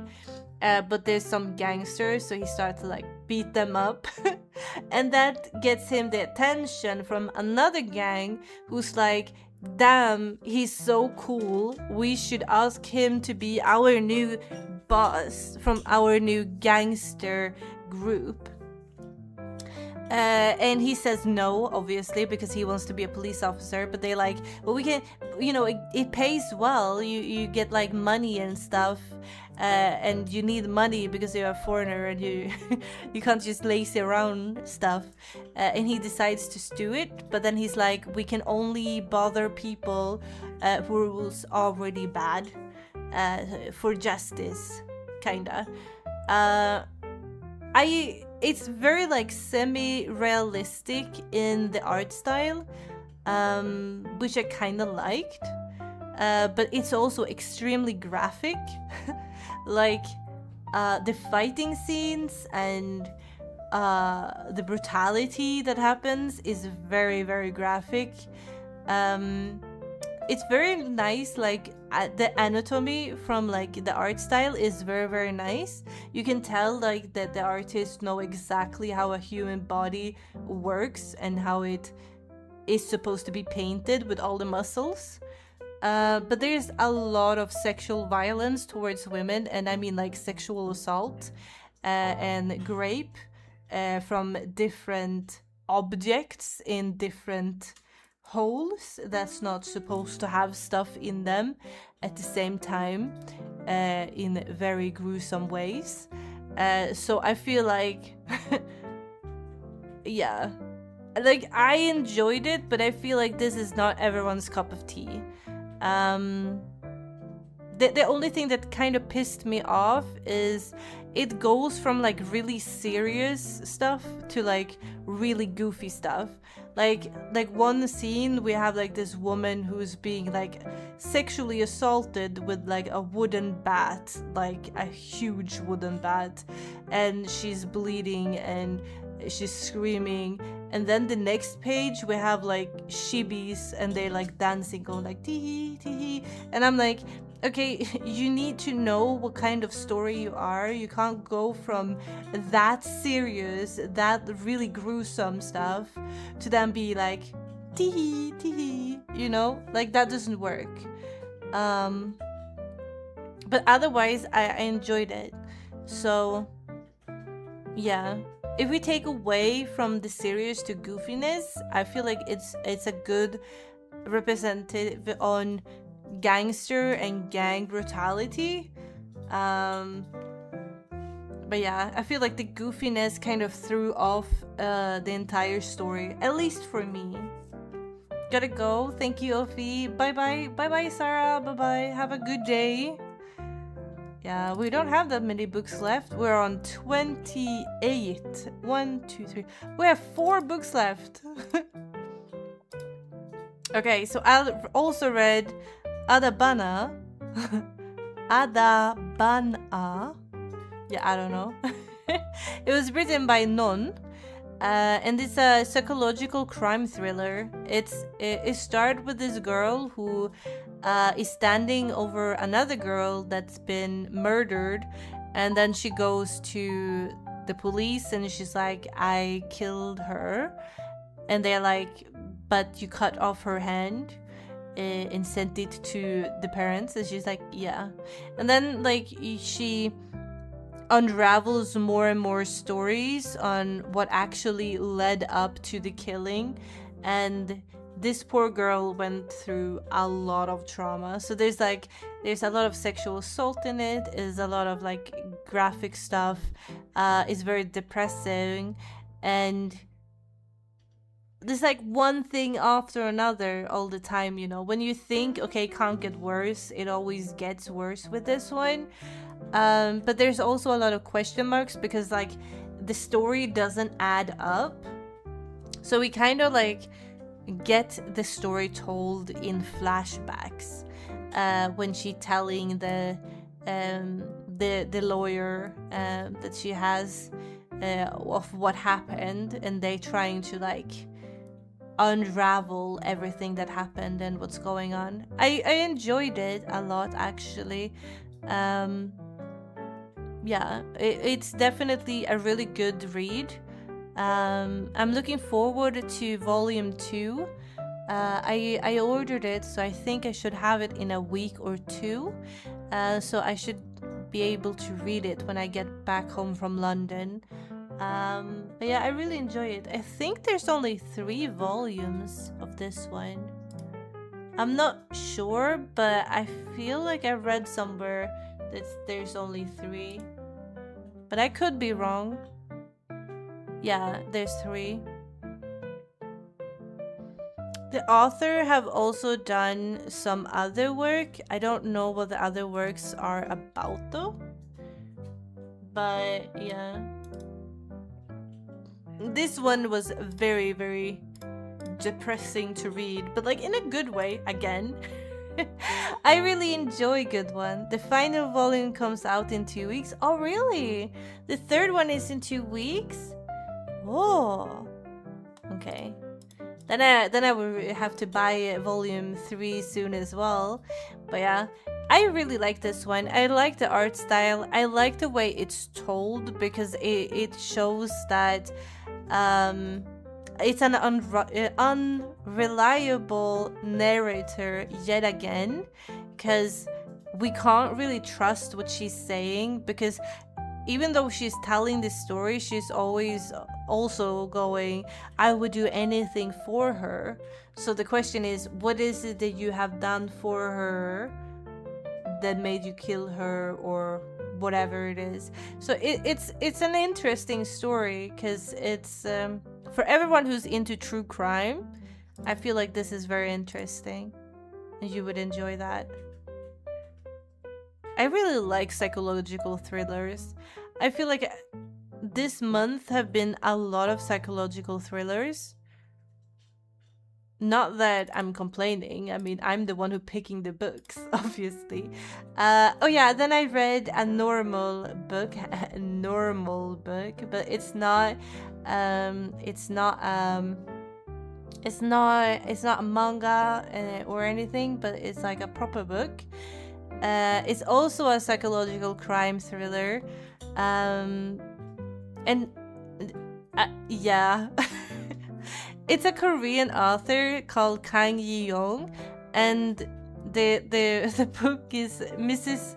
Shim is a Killer, and I enjoyed this a lot. I read a lot of reviews on this, and everyone said it was weird and they had to like stop reading it because it didn't make sense to them. And I mean, there is a lot of question marks, and I feel like you have to read the entire thing because you will not understand everything until the last page of this one, which I enjoyed. That's kind of like the reason why I kept reading it, because it was so different in the way it was written. It's basically about this Ajuma, or old woman. She's Mrs. Shim. She's 50. She has 2 teenagers. Her husband is dead. She loses her job. She was a butcher and she loses her job, and she's like, what do I do? Because I still have 2 teenagers to take care of, because they're still in high school and they have to go to university and have to pay for their tuition and all of this. And she's like, what do I do? And I'm 50 and nobody wants an ajuma.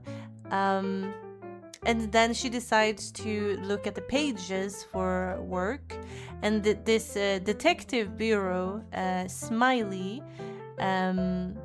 has they're looking for someone to work for them, and she calls them and they tell her, just come into the interview and we will see. She goes there and she's thinking maybe they just need some administrative person. And she goes there and they're intrigued by her being a butcher and really good with a knife. And that's when they tell her that they're actually looking for a serial killer, or a killer or a killer that gets paid for their job. So they basically, you're really good at your knife, so we will, take payment. People will come here and be like, I want this person dead, go kill them. And then she would go and kill them.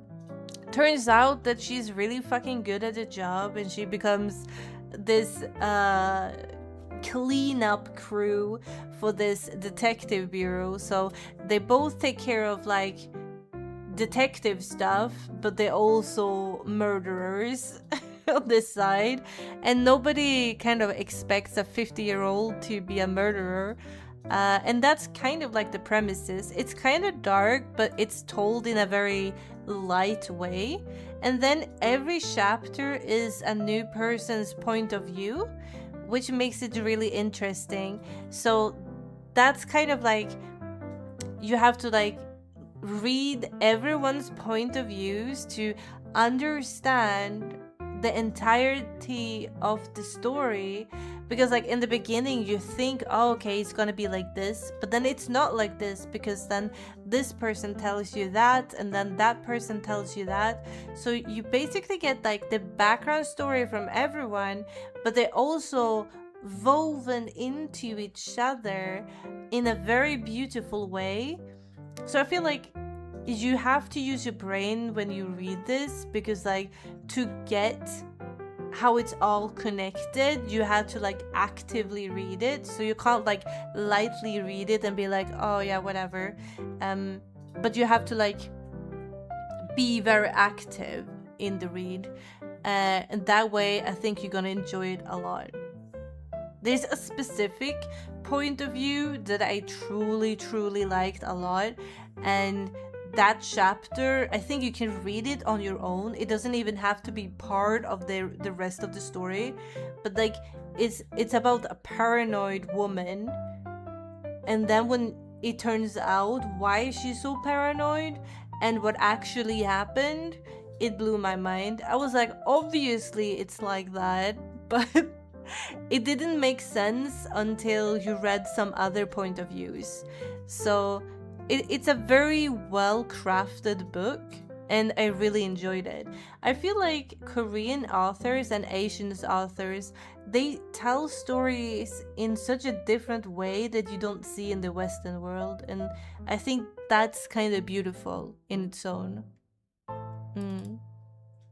But yeah, I finished that one yesterday, and I was really happy. I was like, oh, it was so good. It also has illustrations in this one, which was crazy to me.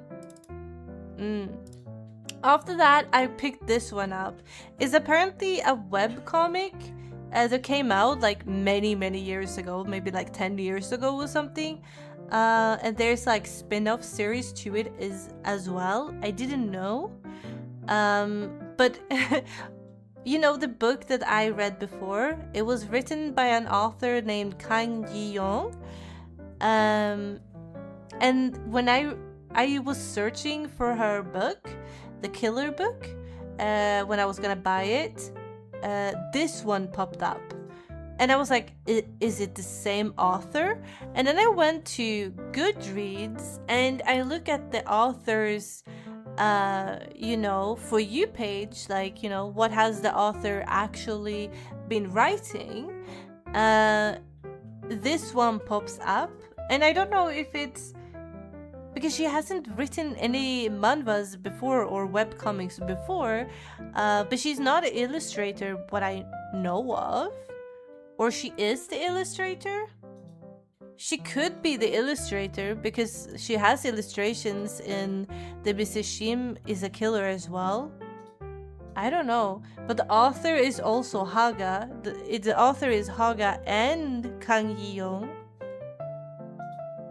Yeah, I don't know, actually. Could be the same author, or it just could be someone with the same name.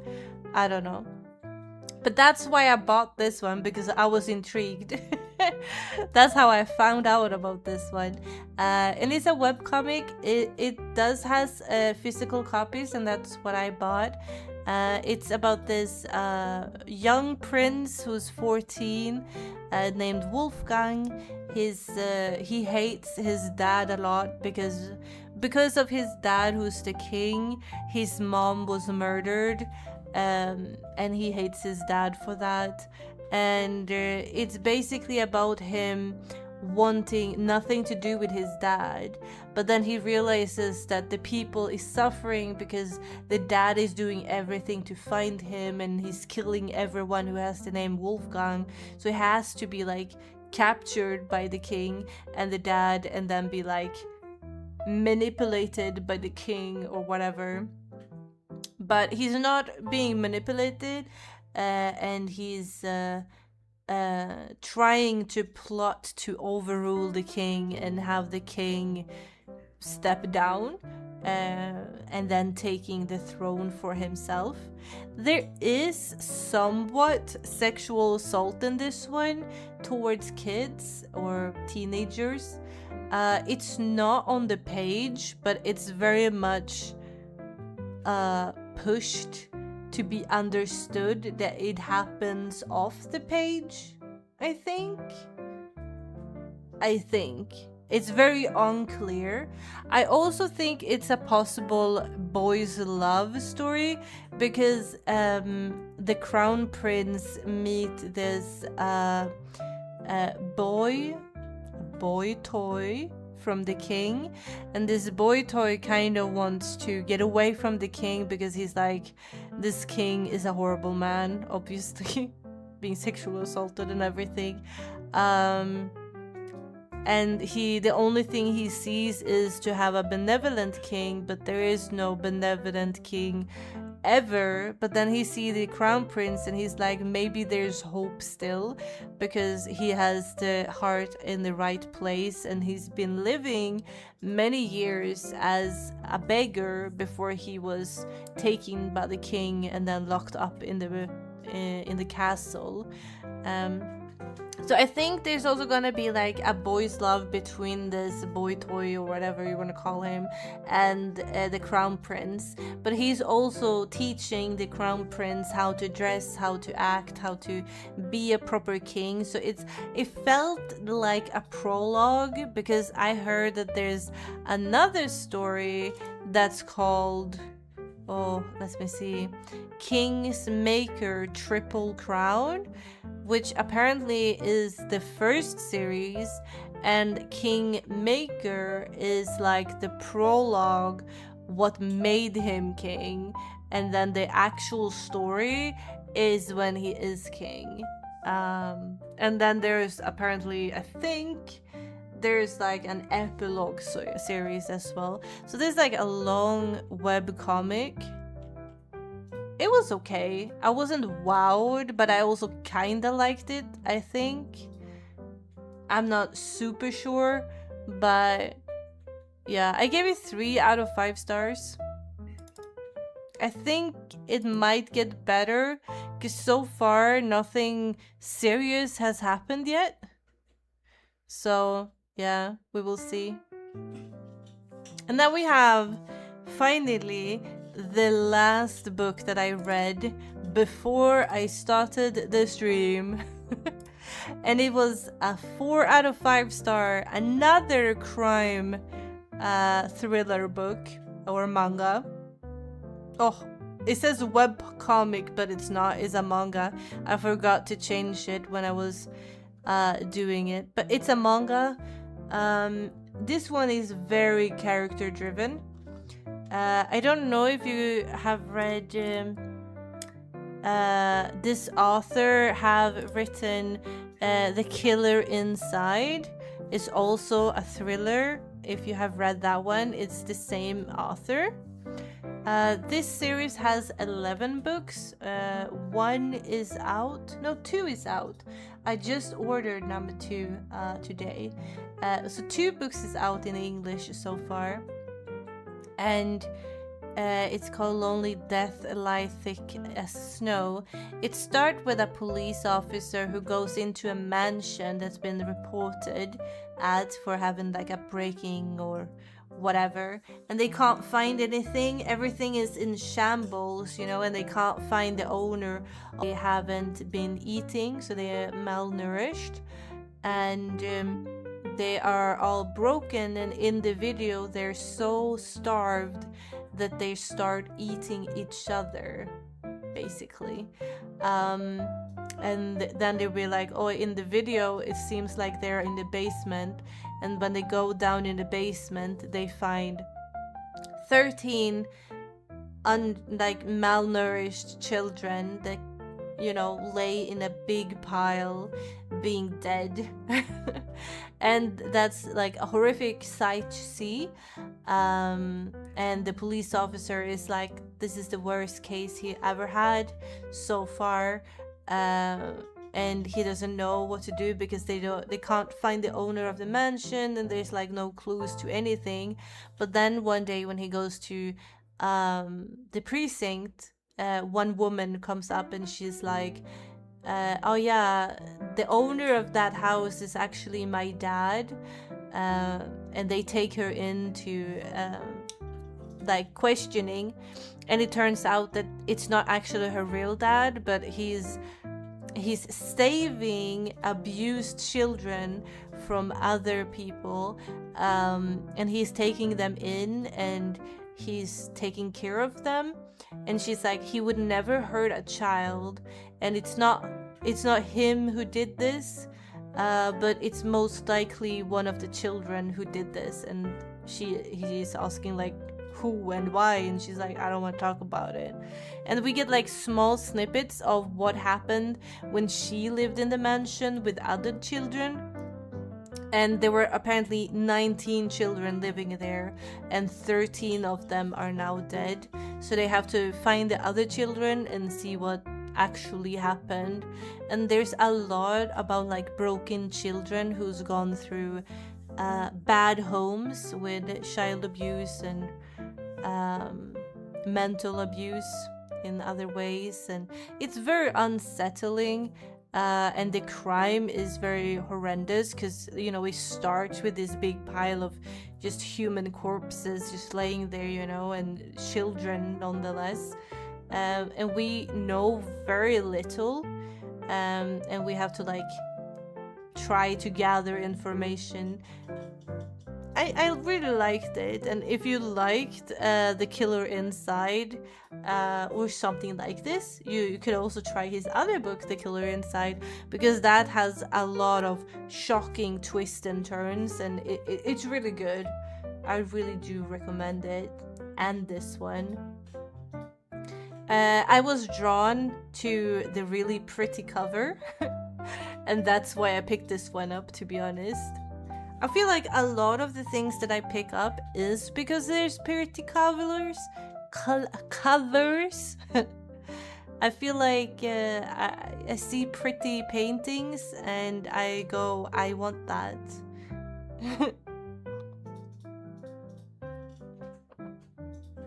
I think that's how everyone does it, though.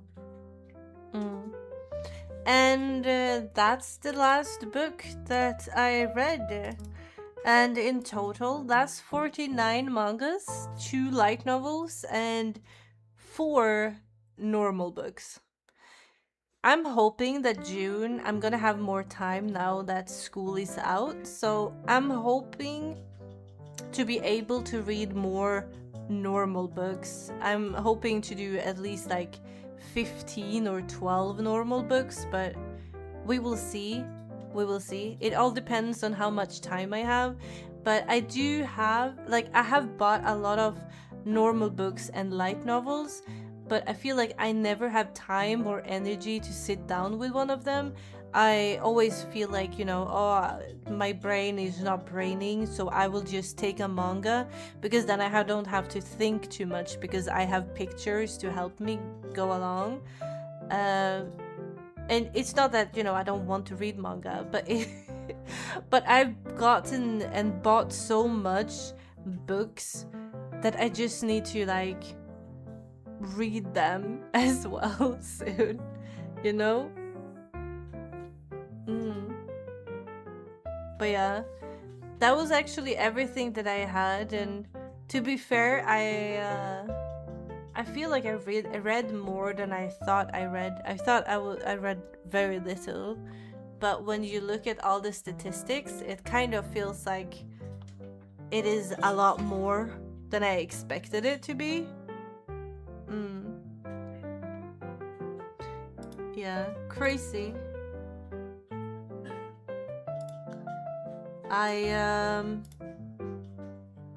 Yeah.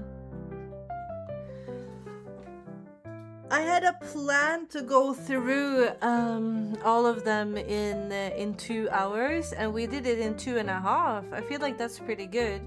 Last time we took 3 hours, so I'm pretty happy. my voice and my throat is not very happy with me right now though, because sickness and flu, you know. So I'm actually gonna end the stream here. I also need to go and make dinner because it's 9:30 at evening and I haven't had dinner yet, so I need to have some dinner before I go to bed. And then I'm going to London tomorrow, so that's gonna be exciting.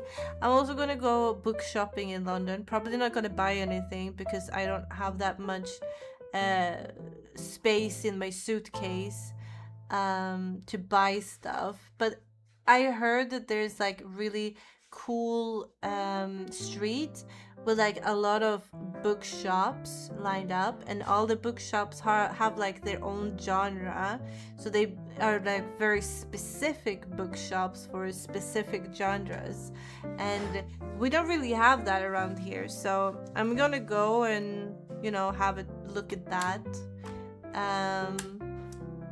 And oh yeah, the concert as well we're going to. I'm also going to go to the British Museum and the National Museum. And my fiance Tay wanted to go to Sea Life to look at sharks. So that's what we're gonna do in London. We don't really have much planned because we've been to London, both of us, before. So we kind of have seen all those big things, you know, that everyone is like, you have to go and see Big Ben and the castle and, you know, all of that. We already been, so we don't have to really do the tourist stuff. So, and I feel like that's kind of nice. Then we can just go and do whatever we feel like in the moment. My foot is also kinda good now. I'm not like, I can walk, but I can't walk for too long. So that's also very nice that, you know, we don't have to walk that much or do that much. We can just like sit down and enjoy ourselves. So that's pretty nice. But I like these streams where we do a wrap up. I kind of like talking about all the books that I've been reading. I hope you guys enjoy them as well, and you don't find them to be too boring. But but I think you guys enjoyed them. At least I can maybe do, you know, some recommendations in this, you know. But thank you everyone for stopping by, and much love to everyone, and I will see you guys soon again. Have a wonderful night. Bye.